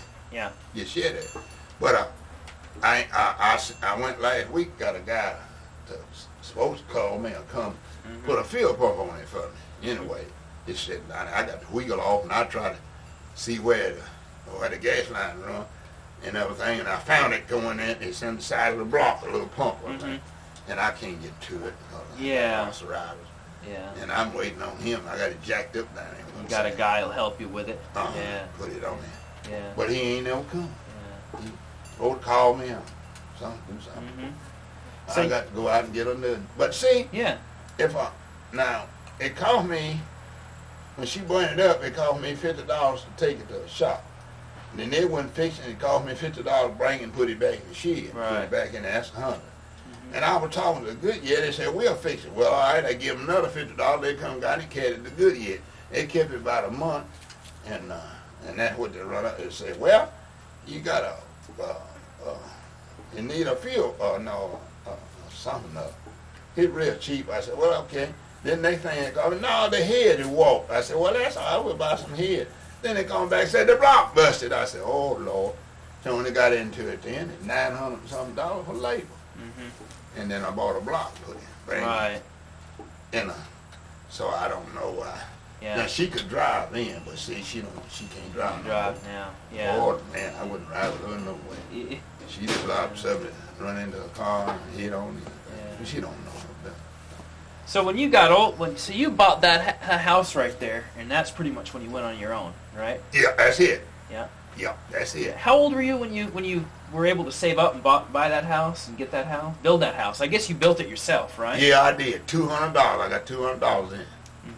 Does that roof make y'all hot? Yeah, Is that roof? Are you okay, or are you? Yeah, Are you all right? Okay. I ain't hurting yet. I hadn't thought about it till she talking about it. Okay. Yeah, let's see now. Like I tell Yeah, you.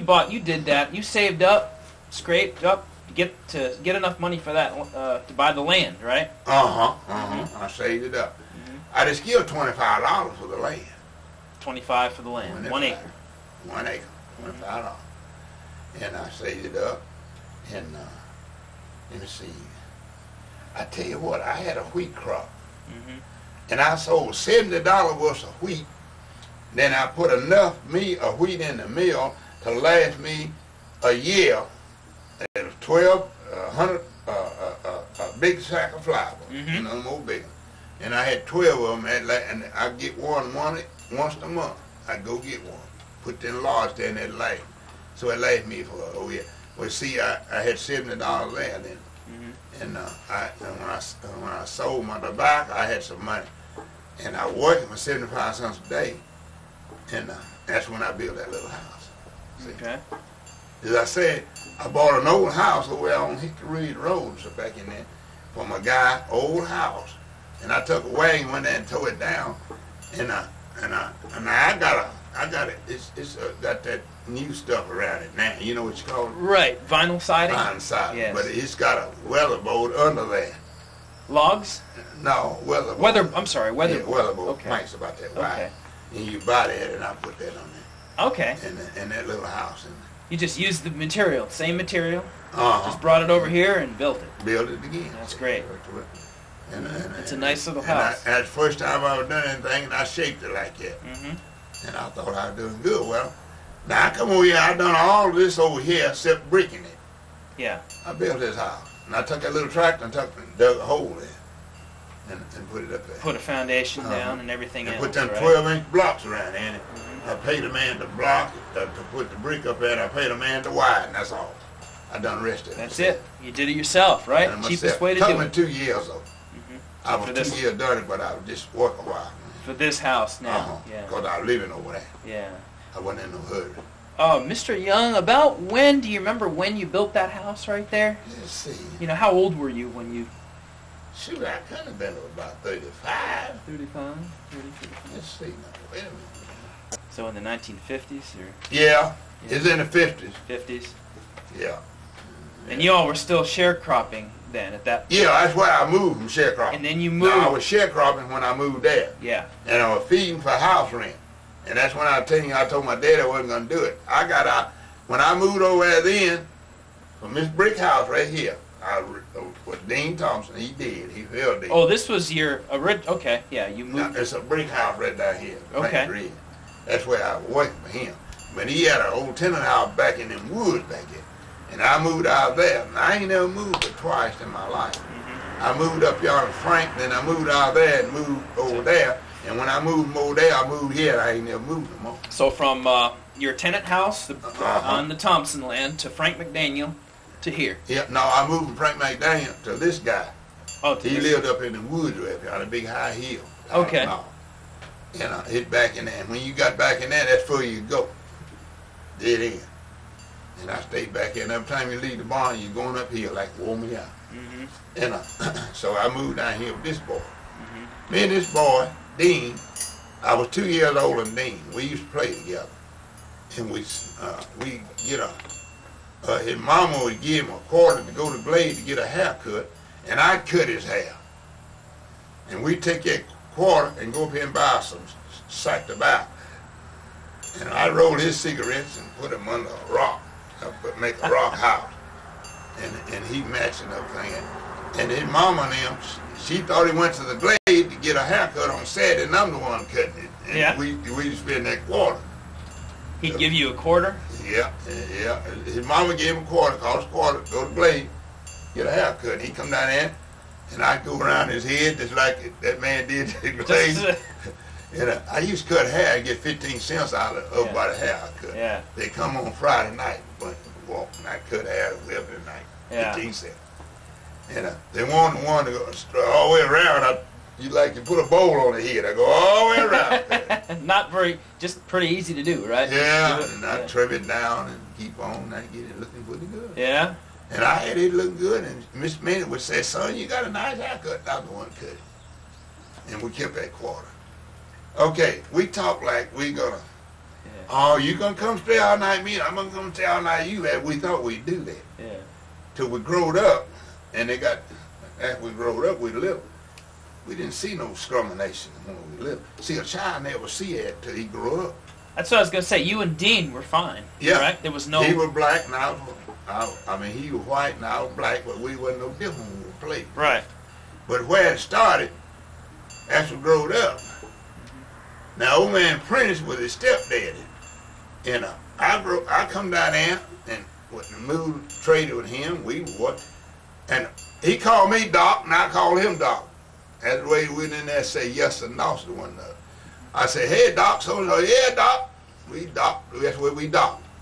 So my wife, I come in one day and my wife said that she heard old man Prentice tell Dean, see, I had that lot over there, his big lot.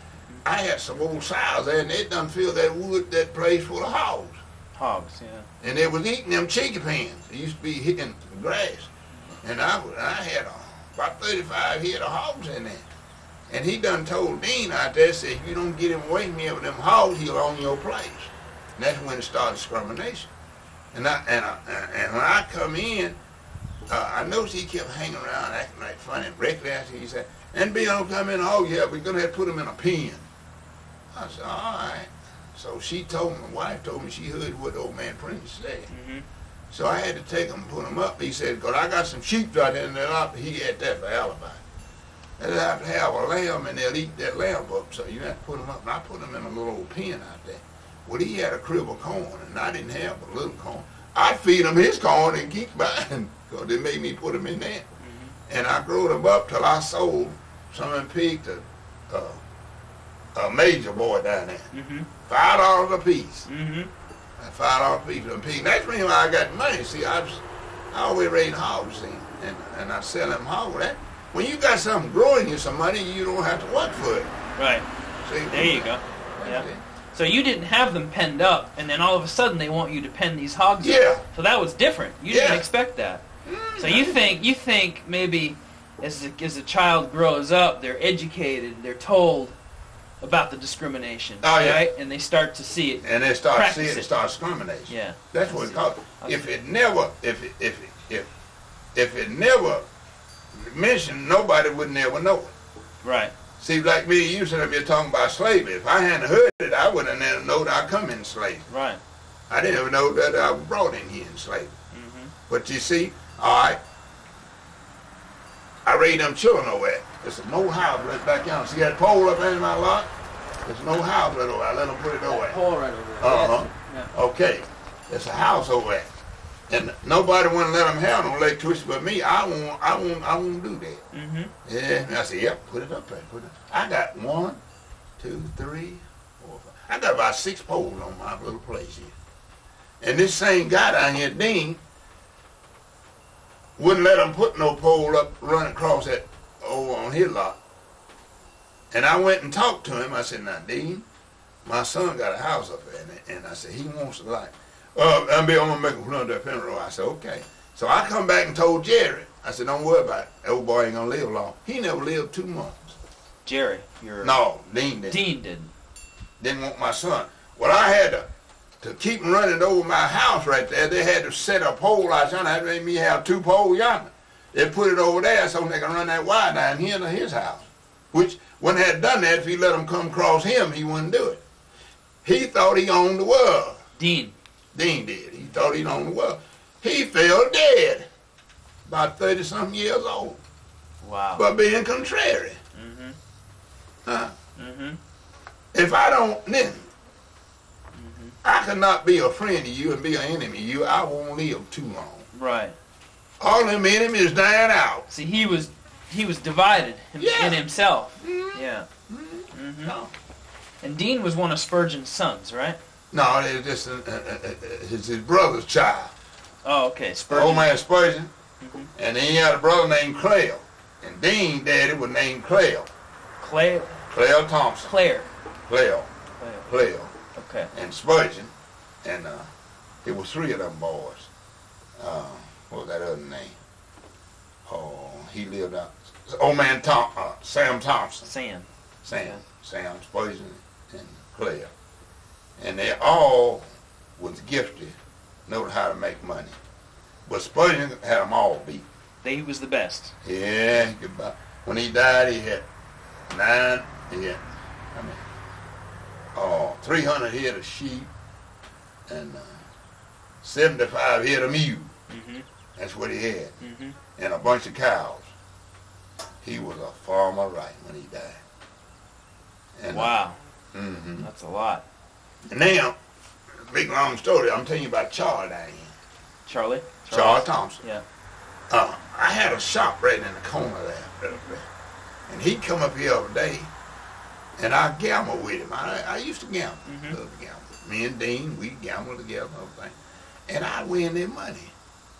And I'd say, I need another sack of corn. Talking to the dice, shot dice. I need another sack of corn for my hog. And I'd win. They got mad. Charles got up and wanted to go get a gun and kill me because I win that money. Huh. And my brother said, you better quit gambling him. Say, he's jealous. But I made him jealous, said I want a sack of corn. So they were feeding my hogs for me. See what I'm saying? Yeah. I'm beating them. Oh, man. Yeah. Now, Charles was... He's still living down there. And he was who was he? What was that his little man Spurgeon's boy. Spurgeon's boy. Spurgeon just had 2 girls and a boy. Okay. Now, he had Lucy Load was the oldest, Mayhaw next, and then he had Miss Froney fixed where she couldn't have no more children after she had Mayhaw. But she come up with a boy, Charles, after they'd done that. So Mayhowell Thompson, Charles, and who was the third? Lucy Lowe Lucy was Lowe. the first. Okay. And Charles Thompson now got everything he got. He claimed he got $2 million is left from them family. From his dad. Wow. Come in on daddy's side, $2 million. So, but what was? Let me just go back with Spurgeon's wife. Who was Spurgeon's wife's name? Froney.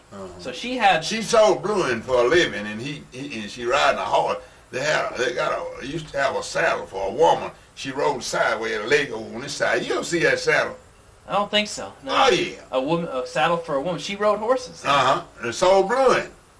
And Spurgeon got dating and married. She's a poor woman, lived in Vine. Oh, okay. And she on that horse go around. And they had a saddle. A saddle is a side saddle, they call it. Mm-hmm. She could put this leg here and this other hung and laying in that trough right there. That's okay. what it was. Yeah. It wasn't me hanging down here. Right. That leg. Back then you couldn't. That wasn't proper. That's proper. Right. Yeah. I see. So she had Charles when they thought she couldn't have any more. Yeah, he fixed her where she wasn't supposed to have them when she had Charles. Wow. And he said, I ought to sue that old doctor. I think when she had that lady, May Howe, she wasn't supposed to have no more. She had charge. He was mean, old Thompson, mean. He killed Gordon right up there. Spurgeon? Yeah, he shot him with a shotgun. Pump. I've read a little about that. That's, whew. Oh, yeah, he pulled it in him, cutting the telephone line.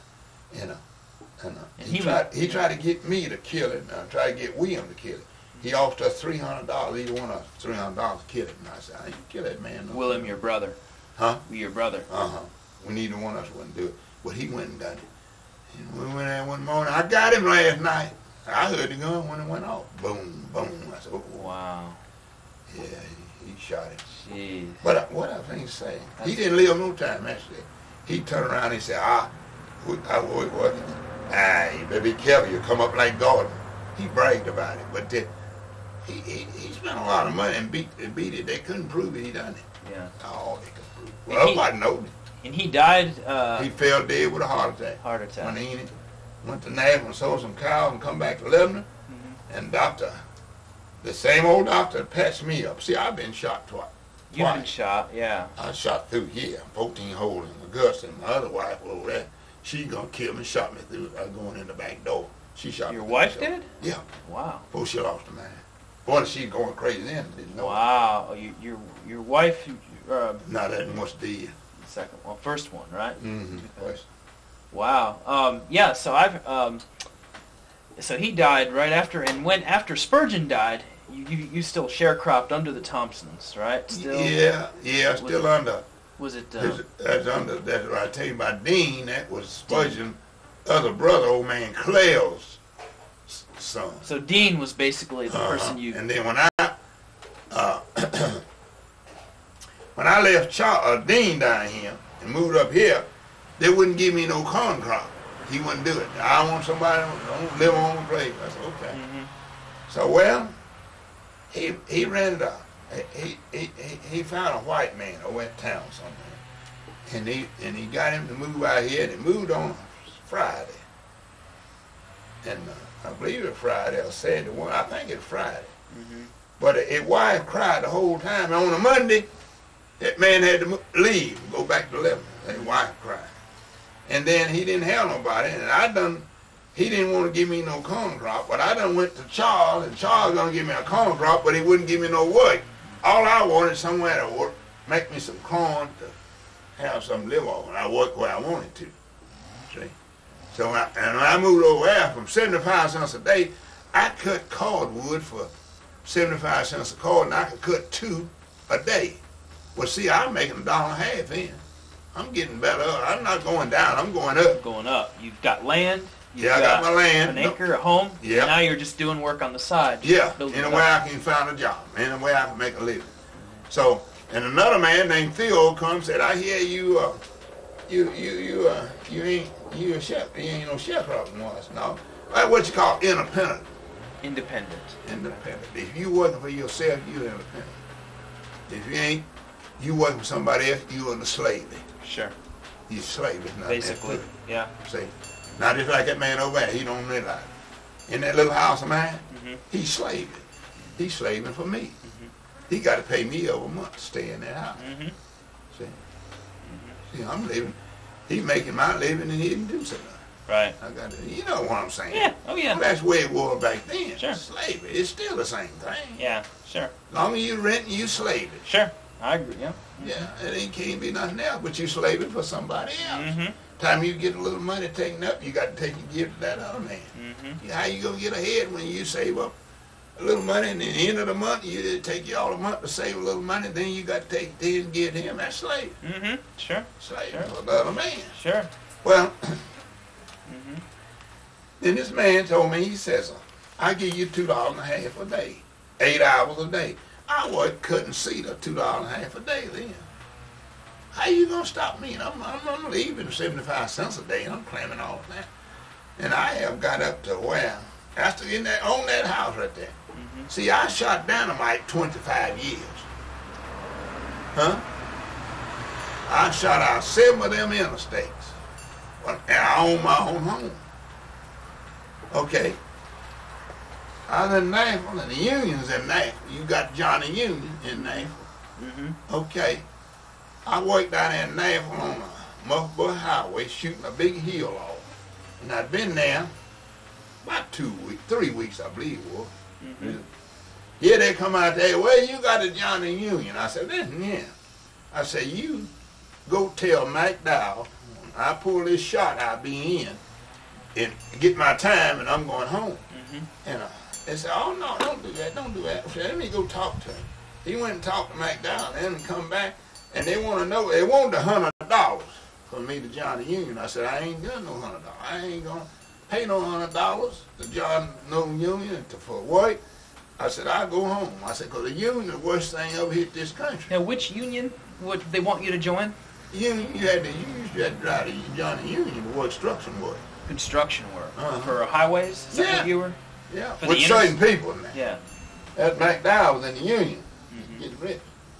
And he told me, a union man said, you're right, he's right. But he said, if you'll sign it, he said, he'll pay it, $100. I said, I'll sign it. So I paid $100. Then I turned around and I said, now I want 10 cents above the union. I had got that. Mm-hmm. I got 10 cents above the union and it didn't even belong to it. Huh? Yeah. I made $475 a week. And, of course, I wouldn't get home about 3 Doing roads. Now, which roads did you work on? Oh, The from Lebanon right there, at Lebanon, over in Lebanon, to Walter Hill, the bed man shot over a bit of it. 231. 231. Was this the widening of the highway? Yeah, widening. Oh, okay. And straightening it up. It Okay. was crooked. Oh, yeah. A lot of old roads you can find, you can go right up here, and you turn off the rock crush up there and go around that way. That's still the old 231. Yeah. Now we made it straight. Straighter. Okay. And I done that shooting from Lebanon to Walter Hill. Shooting meaning surveying? Or They drill a hole and I shoot the rock out. shoot the rock out. Okay. Uh-huh. Yeah, I shot high 30 foot at a time, 30 foot down. Okay. Shoot. For the roadbed to Yeah. straighten it. Cutting the hill down. I got you. Cut the hill down. I got you. I cut the hill down. I done all that cutting. Mm-hmm. That 4 Mile hill right there where that jump place is there, Mm-hmm. that was a rough place. I shot that out. Mm-hmm. And then that made it straight. Mm-hmm. Yeah, I done that. Mm-hmm. That's when I got a head. Yeah. Oh, Okay. yeah. Boy, Okay. that's good money. Now, when did that widen? That road widen out there? Shoot, that's when I tell you about I lost my wife. That's back in the time. It's been about 50-something years ago. 50-some years ago, so in the 50s? Mm-hmm. Yeah. In it. Okay. Yeah.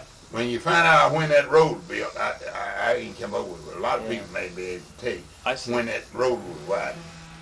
Okay. And I done it from Lebanon to Walter Hill. Lebanon? Now, 2 contractors. One had it to Vine, and the other got it from Vine to Walter Hill. Dozier man got more, grader man got more, powder man, the labor, a driller got more, and the labor got the less. He's the labor. He ain't getting that. It's the highway. Yeah, that's about the scale. Pay up. It's like you can get something done, but you got to do it. Know who you got to know somebody. Okay. You Right. know somebody, you can get something going. Get something going. If Right. you don't know nobody, you just say, well. Yeah. What we used to say, if you black, if brown, hang around. If you black, get back. If you white, you're right. Huh? Yeah. If you white, you're right. That's right. Yeah. Well, Yeah. that's If you brown, hang around. If you black, get back. So that's Yeah. they had it, I guess. So you had to know somebody. right. Now in the It's 90s. like I tell you about, and I got some electrolytes over there. They say, anybody get on? I got a white fella to get me on.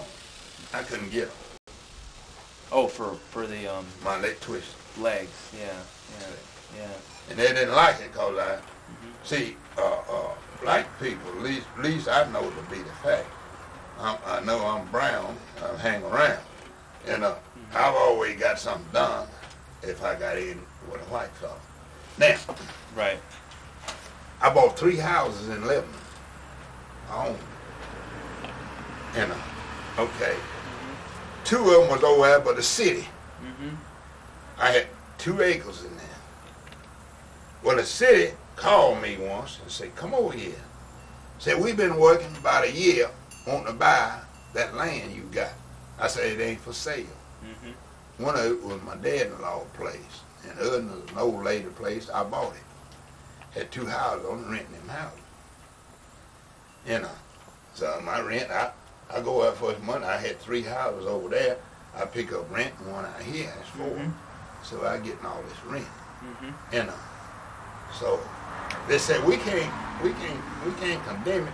And they called me back and said, yeah, we can condemn it. I said, well, that's the only way you'll ever get it. Just condemn it. Right. So you're not selling it. I'm not selling it. So they condemned it, and that new jail city is right on my property, what I had in 2 acres. I says, how much is that land? I know what it brought. On that highway, an acre of ground bought $100,000. Just 1 acre, $100,000. I said, how much is that land? So it brings about $75 an acre. Well, I said, well, that's I got 2 acres. That'd be $150. $100,000, you know, $150,000. Oh no, they ain't gonna give that much. Well, there's a white fellow told me. He said if you'd have sold that land before they'd done that, a white man said they'd got something out of it. I said I know it.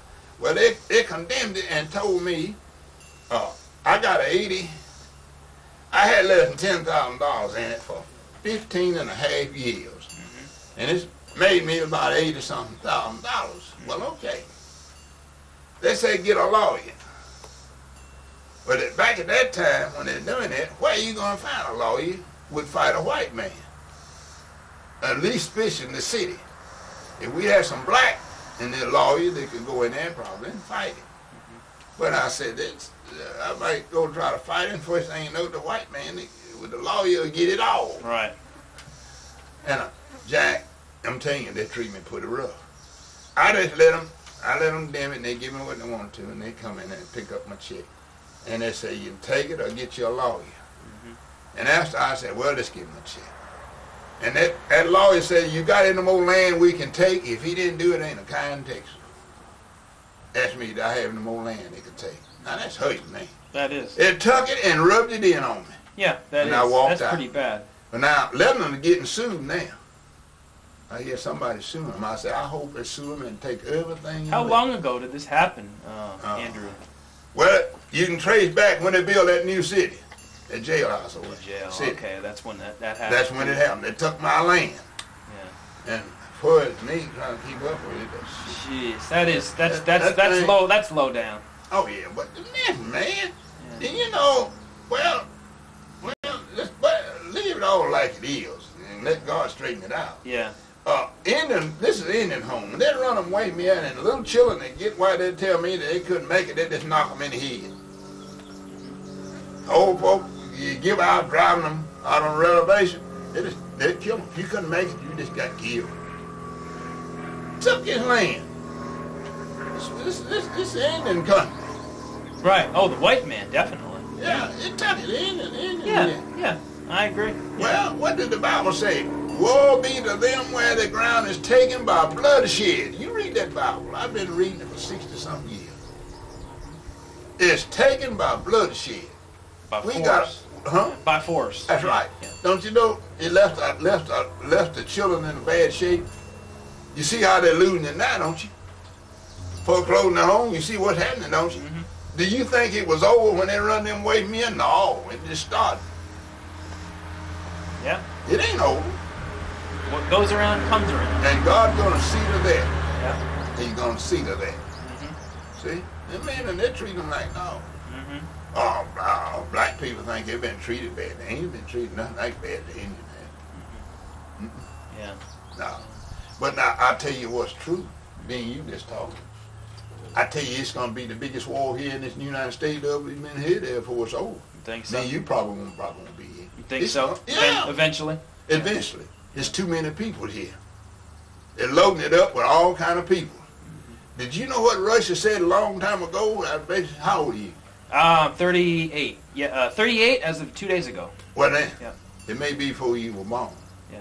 But way back, I heard that Russia said he would take the United States and never fire a gun. I'll tell you who wanted to take the U.S., though. Adolf Hitler, remember? Oh yeah. He had, well, you know, He done a lot of that. he wrote his Mein Kampf, right? Mm-hmm. But there's not many people know about this. There's a second volume of Mein Kampf that talks about global conquest. Conquest. Mm-hmm. He wanted U.S. He wanted to come and take the U.S. Uh-huh. Yep. And it's still something's happening. They claim now the global warming and we're in danger. Yeah. You think we are? I don't know about global warming, but I think climate change is happening. I do too. I think climate change is Gore happening. lived right above us here. We run for president. Now Gore? he worked, Gore. Gore. He lived at Carson. Yes. That's right. He did. And right up here above us, Carson. Yeah. And he's working on that. He lost the president, but he still they give him a high order on that global. He's mighty close. A lot of people don't agree on global warming. They don't think that it's warming. They think that that's a lot of. They think it's more cyclical. Uh-huh. But I do think that all of the stuff we've done to the atmosphere is affecting climate change. I do too. I think so. Oh yeah. Global warming is debatable, but climate change, I think, is definitely happening. Yeah. But yeah, I mean, it's just amazing. Oh, it is. But I tell you what, we ain't raiding the stuff like we used to. That's what's going to hurt us. Mm-hmm. We're looking for them to ship it in here to us. Oh, everything's outsourced now. Yeah, now, if they was to stop these trailer trucks by Christmas, we'd be in bad shape. We're becoming a Chinese colony. Uh-huh. Well, maybe not that big, but it's going to hurt us. Getting that way. Yeah. Let me ask you about one thing. You talked to Buddy Ingram a few months ago, and you mentioned the telephone wires being strung up out here. The electric wire. Was that by the WPA, or was that done by the federal government when the park was built, or is that a different? That's different. That's different. Okay. Let me see. And you mentioned Mr. Thompson provided mules to the telephone company to pull the telephone wires onto the poles. From up here to the glade.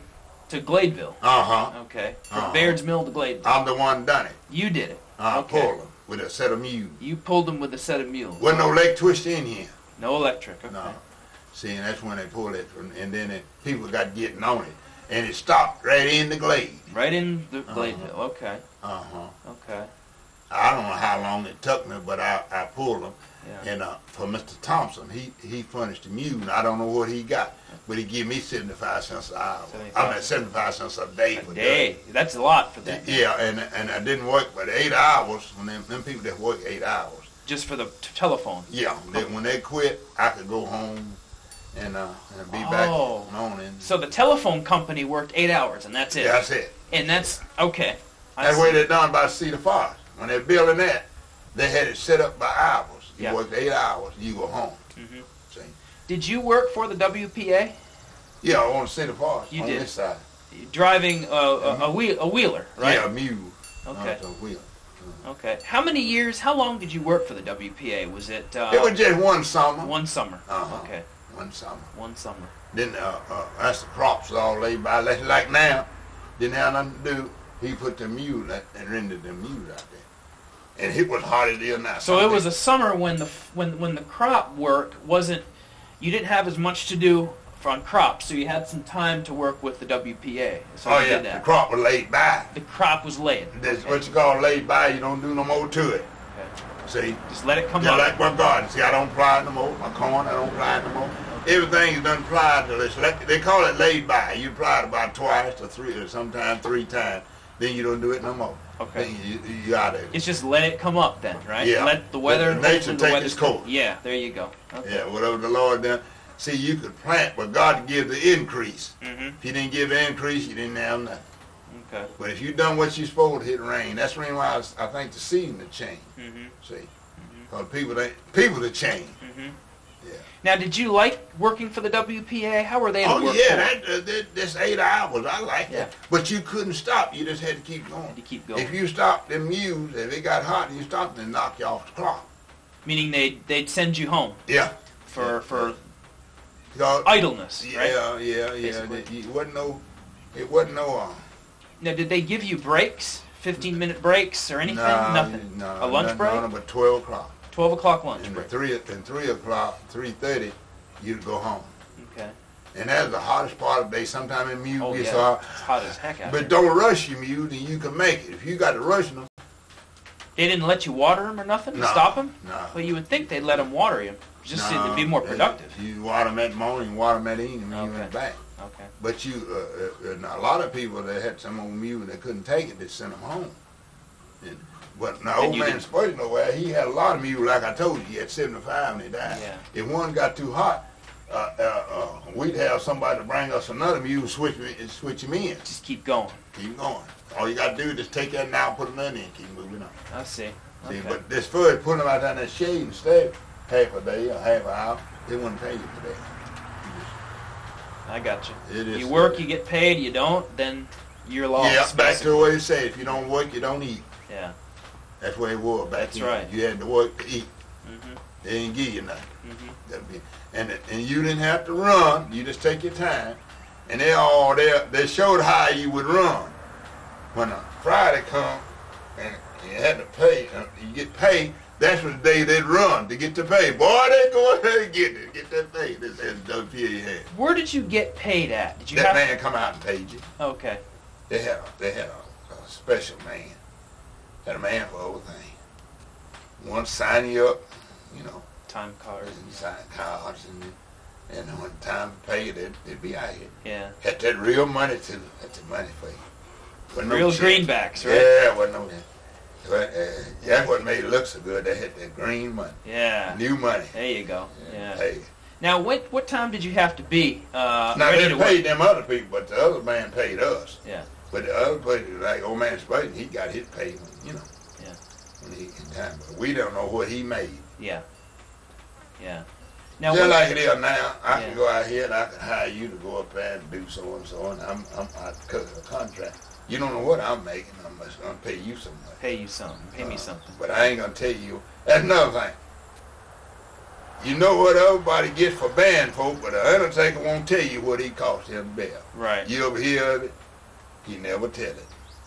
Don't know. You Yeah. don't know how much he get out of band either. Yeah. He keeps that a secret, but you know he gets good money. Yeah. Oh, yeah. I don't know what he get for that cash. He ain't gonna tell you. Yeah.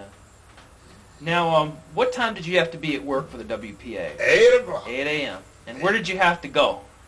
Did Oh, you have to be on the job. On the job. Okay. Yeah, see that run that run 4 miles back this way, so you could be anywhere working, but you know where you stopped at. You be back at the next morning. Mm-hmm. Okay. See how they go? Mm-hmm. You back at the next morning. And And the other way that goes up at Caneville that way, back that way. Mm-hmm. That road do back through there. And them people on that side work the way. You know how much they got for that land at that time? They tell me. The park. That give them poor people. Some poor people owned all that. It's cedars, it's scrub. Right. It's rocky all up to there. Yeah. And they own 50 cents an acre. What they got? Really. What they claim? 50 cents an It acre. was about 60 to 90 families were moved off the land to make for the park. So yeah, Yeah. it's 50 cents an acre. Huh? That's what they claim. Yeah. Well now, let's see now. But yeah, they bought a lot of land out there. Oh yeah, it's got some good seed on it right now, buddy. Still, yeah. Yeah, it's ungrown up. It's got some nice seeds. It bring a lot of money. So the land here is better to farm than it was. It was about the same here, right? It was Yeah, rocky about out the same. here. Yeah, we had when we using them wheelers back in them bushes. It's graded places, and that's where we put the gravel up. You scratch up that with a plow, and you take them wheelers. I had one here, and I sold it. I bought it, and you hook them wheeler to it, and it had 2 wheels on it, and a scoop, and a long lever, and it loaded and pull it down, latch it. You take it down there and unlatch it, and hit dump, and then come back and get some more. Okay. And it wasn't no that all built with a hand power, not no gas or nothing. Right. Wasn't no gas, no nothing. Right. All of it done. Like you bring them rocks up there, you take your sack of shucks out there or something in a shuck, Corn and you sit down there and take the hammer and beat them rocks up. To make them smaller so they can Make be them moved. small, yeah. Right. And put them in them holes. Mm-hmm. Then they come cover that over. See, they're doing that because the WPA had it done something, keep them getting you this stuff, but you had to work for it to get it. Yeah. It's a little something. Right. They need to start something now that quit feeding them food stamps. You didn't hear no food stamps, No. but you just had to do that. And they done that to get you enough to get you over the hill. Because I've heard a lot of the families were very poor out here. Oh, yeah. And the soil was not reliable. If it was too dry or too wet, the crop wouldn't come up good, and they'd be in the hole. They'd be really struggling, right? Yeah. They lived on the roughest. See how all that country back in there on the roughest. Now it looked like that I ain't got no rocks up there. That's rock as it can be, but I fed a lot of hogs and see how and cleaned the bushes off. See how it made it rich. You don't go that deep, you hit a rock. Look out there, it's rocky, all that. I hit them hogs, all that side there right there wasn't nothing but rock. They just rooted up. In my yard, I hauled dirt and put the yard covered up, wasn't nothing but rock. I hauled dirt from down the road there, big truck. My boy loaded, my son loaded with a loader. Had 2 trucks. When I get back, he had that load. I bring it up here and dump it, and he get back, he have nothing. You move dirt, right? Yeah. So that's how you got stuff to grow here. You just put more dirt on top. All right. I gotcha. Okay. More dirt there. Now, I had dirt in pockets. Now, that's dirt there. You can go down a long way before you hit a rock. Yeah. Like but up there, you go up there and look. Flat rock. Yeah. Yeah. Yeah. So that's just, I see. I see. Okay. And that Cedar Falls, that red cedar, they call it Cedar Falls. Ain't nothing but cedars up through there. Wasn't just mud, it's rock. And they cleared the cedars to try to make it into farmland, but it wasn't very good, was it? No. They set out some cedars up in there. Yeah. Cedar. Oh, Dixon Merritt, that's who I'm trying. Dixon Merritt. You seen that sign out there, Dixon Merritt, on that rock? Yes, sir. Yep. Yeah, see, now he's starting to way. All right. People that had a lot of hogs wasn't bringing nothing. Dixon Merritt got up something going. He come from New York. And he come, he a matter one in New York. He was a smart old man, but he crippled like afflicted. But most afflicted people are shot and attack. Yeah. I don't know what caused it. But he got a thing going that you had to give you money to kill your hog. Kill him hog. Just take him back there and knock him, shoot him, knock him in the head. He'd give you money. He'd give somebody money to kill their own hogs. Okay. Yeah. He'd do that to get the market of them up. You see, we had so many there wasn't no demand for them. You couldn't get nothing out of them. My daddy had some hogs weigh about 100 pounds. And he got $1. He had 30 of them. And he got sold them for $30, $1 a piece. Now that's ain't no way in the world you can feed a hog for $1. Get him up 100 pounds for $1. Shit, that's too little. It wasn't nothing. That's nothing. See, so he got him to kill him and get shit up. Like I tell you about ice taters, there wasn't no demand for ice taters. They hit. Boy, the ice taters 35 cents a bushel for potatoes. Yeah. Yeah, it's nothing. I would say. Well, the government would buy them and dump them in the ocean for the fish. That's to get them up, get the market back up high. All right, I'm trying to talk. I'm trying to hold myself together here. Look at the cars we got now and trucks. What you gonna do to get that market back up? It's down. They're begging to sell them. What you gonna do? Ain't nobody got no job. Lower the price. Huh? Lower the price, and then I don't care how low you go now. If you ain't got a job, you can't buy now. Yeah. They got a thing in there now. If you got a job and $145, they sell you a brand new car. You seen on you, ain't you? A job, $145, and you go home in a new car. Right. Wow. Well, the first new car that Mayor and them bought up here, they said they'd give $450 for it. But it took both of them working to pay for it. Mayor and PJ working in a factory. Who was this? Mayor and PJ. Yeah. She was a little woman, and they're building airplanes, and she was little, and she got a job going and tail in there back there, crawl back there and put screws in it, because she's little. That's why she worked there. And they stayed in Old Hickory and bought a new car. I see. A new Ford, for they said $450 to give. Like not got to pay for it. I got you. Yeah. Now, let me tell you something. How can me and you buy a car for $100 if we ain't got no money and no paycheck? Can't do it. Then bring it down to $100. You ain't got no job. You gonna sleep out there on the bush. Then bring it on. I want to. You ain't got. What about now? Now I tell them all. I got $255. Exactly. I told you, $255 in all of this. If it keep going like it's going, it won't bring it. Why? Ain't nobody gonna have it. Yeah, no one's gonna buy it, right? Nobody ain't gonna buy it because they ain't got it. So hold on to it, right? Yeah. And wait till the market. Well, it may not never come back. Right. See, God said, I can raise you up and I can pull you down. If God has got tired of the way people done things to pull them down, ain't nothing you can do. Sure. Ain't nothing you can do. He gonna pull you right on down. Mm-hmm. I call it rock bottom. You gonna hit rock bottom. Rock bottom, right. And you can't even do nothing because it's been a time, it's been some mighty smart people here, they couldn't do it. Mm-hmm. You see what I'm saying? Mm-hmm. Sure. Yes, sir, I do.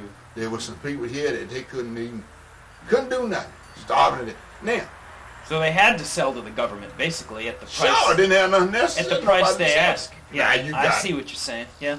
I don't want to do that. Now, if the government go come broke, you can't sell nothing no how. He can't Yeah. buy it. Yeah. Then he can't buy. Then He you. can't buy it. Now we on rock bottom. Yeah. I got. And let me tell you something. Only way he can buy anything now is somebody still working. Mm-hmm. Now, you know, if you buy a brand new car, that's a lot of tax money. They're hurting today now because they can't get no tax money. Ain't nobody buying. Well, how long that gonna last? How long it gonna hold us in that bracket? Ain't no tax money going in because they ain't buying no new car. Yeah. Definitely. Yeah. Huh? Yeah. How long? We're not heading up, we're heading for a fall. And ain't nothing gonna stop us. It's If scary. you stomp your toe hard enough and you try to catch, you gonna bust ground wide open because you ain't got nothing to catch for. It's scary. Yeah. And we done the same thing. We ain't got a thing to catch for. We're falling. Mm-hmm. Huh? We're going down. Right. Going down fast in the woods Mm-hmm. because we ain't got nothing to grab to. Mm-hmm. Now, the first new car I bought, you know how long it took me to get it? Huh? How long? A month. My wife left me. I went to town and ordered a new car, and she said, we ain't gonna never get no car. She raised so much king. I thought I tell her, get out and get on the road. Go on away from me. I ain't gonna get no car. I ain't gonna get no car. I ain't gonna get nothing. I ain't gonna get a month. And the regular man called me and said, your car come in, and stopped her big mouth. Did you know a woman is the worst thing we got about nagging?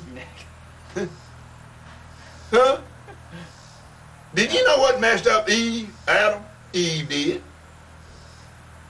Yeah. Huh? Oh, it's bad. I know. She the first in the transgress. And she's still there. So she started it, didn't she? She started, and then they're still doing it. You can't do nothing with a woman. A man's supposed to be the head of a woman, and the woman say, you ain't gonna be the head of me. So you got something like two cats with the tail tied together, hanging across them, scratching one That's another. something to see. What? Yeah. What I saying, where a man and a woman now. Yeah. Oh, I know. I've seen a lot myself. I know it. I've seen a lot of men. I can't get my children sick. I got my son down there. He left his wife. And well, he done his wife bad. She got his wife. He married a white lady. She's over in the office right now. And I down there not long ago. I said, y'all put me out of two cats with their tail tied together hanging across the fence. And they're just scratching and fussing about this, that, and that. And I said, what in the world? I know. What happened? Huh? Yeah. Her name Joy and Jerry. And I think he been mad at that woman. She left her husband, a white husband, with two children. She walked off, left him. He kept the children, Jerry. Wow. And I think it been mad 11 years. Right? Yeah. Yeah. And the biggest racket you ever heard. I ain't heard nothing like it. It's Both of them unreal. in church together, raised and came. It's unreal, isn't it? Huh? Yeah, it's amazing. It is.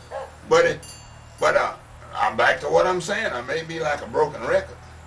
Ain't but two here, and that's God and the devil. You either serving God, Yeah. I either serving God, or else we serving the devil. Yeah. Not pretty clear cut, isn't it? That's all there is to it. There ain't no middle between none of it. Mm-hmm. We is our way. Mm-hmm. Or ain't our wheels. Yeah. It's, and I got them coming up with that. Say, I've had people tell me, man, how do you come up with all that? I said, I'm looking at it. But I tell you what I call it. Foresight. Huh? Peeping through a little crack hole. Yeah. You peep through that little hole, you will see something, you say, oh, what in the world is that? Now, you know what I'm talking about now? Yes, sir. Yeah. Huh? You got to look at it through the spirit, look. Yeah. Spiritual eye. And you going to see something. What did the Bible say? On earth said it is in heaven. You know good and well it ain't in heaven like it is down here now. Huh? Nope. The devil down here raising Cain. You know he ain't up there raising no Cain. He was, and God throwed him out. Kicked him out, right? Kicked him out. He ain't going back in. He can't get back in. But he down here raising Cain. And it ain't like, down here ain't like it is up there. Huh? We got fine home, cars, boats, nothing. He ain't got none of that up there. Huh? It's not up there. And reason why people are doing like it's doing, they're looking at all this pleasure we got. And they're just craving after that pleasure. Love of the pleasure more than the loves of God. If we love God like we love that pleasure, we'll be a happy. Do you all the time, every time. Do you in every time, right? See, when you look at me, you're looking at a man that's happy because I love the Lord. Huh? Because he heard my cry. Pity my groan. I couldn't do nothing until he come on home. He had to come to do something. Me, I can't do nothing. Sure. But he done something that I'm happy as a jaybird. And you know There what you I'm go. doing? Yeah.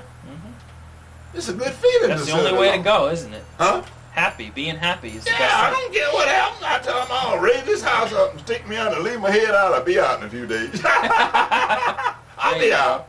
Just leave my head out. Yeah. Where I can holler. There you go. There you go. Huh? Great attitude. I And like help me be on the way. Just quick, I'll holler. Help me be here after I holler. it. That's funny. Yeah. I raised a lot of hollers. One of them squeal up there. I go up there and see what's the matter. He's hung. I'm going to get him out. Yeah.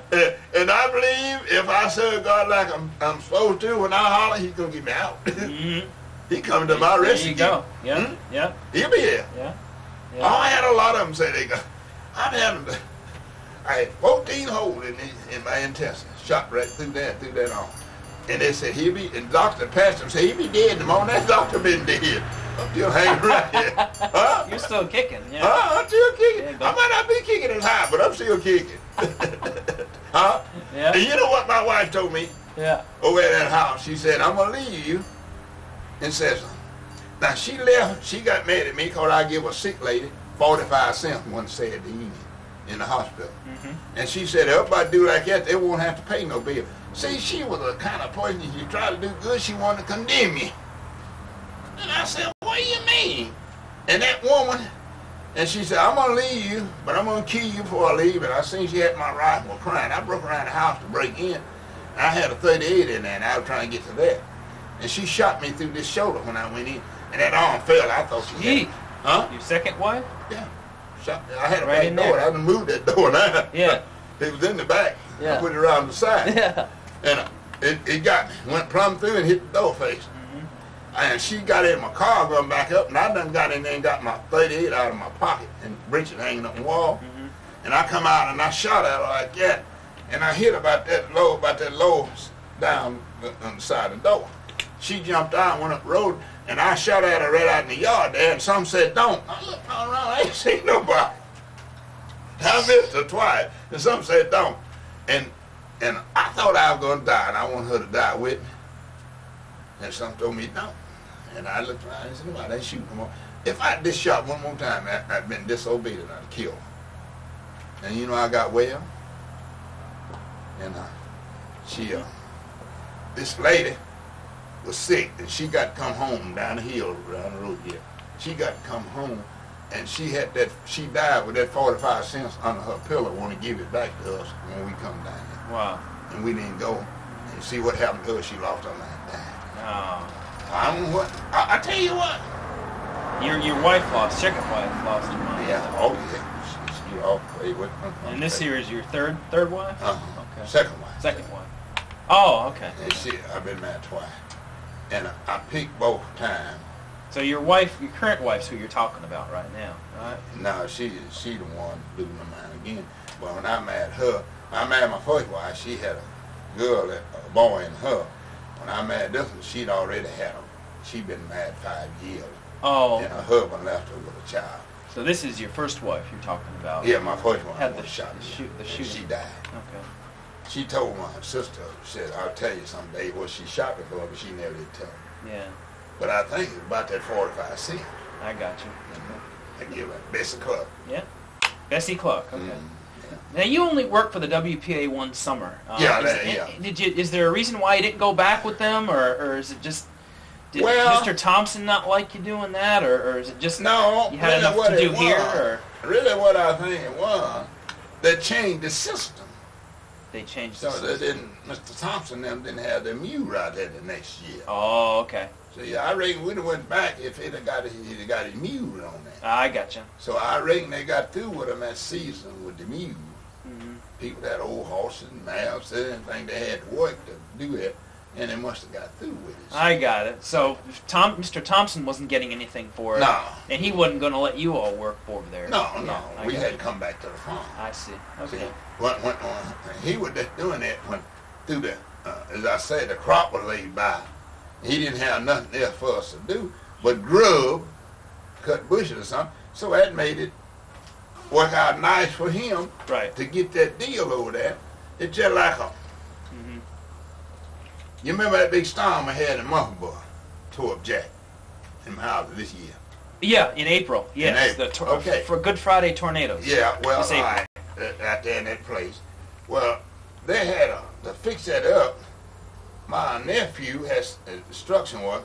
He sent 2 trucks over there, and he get paid for it. All they had to do is send a driver in the truck, and he can make money, and they load it and haul that stuff off. So he done that till it's over. See, because they got enough.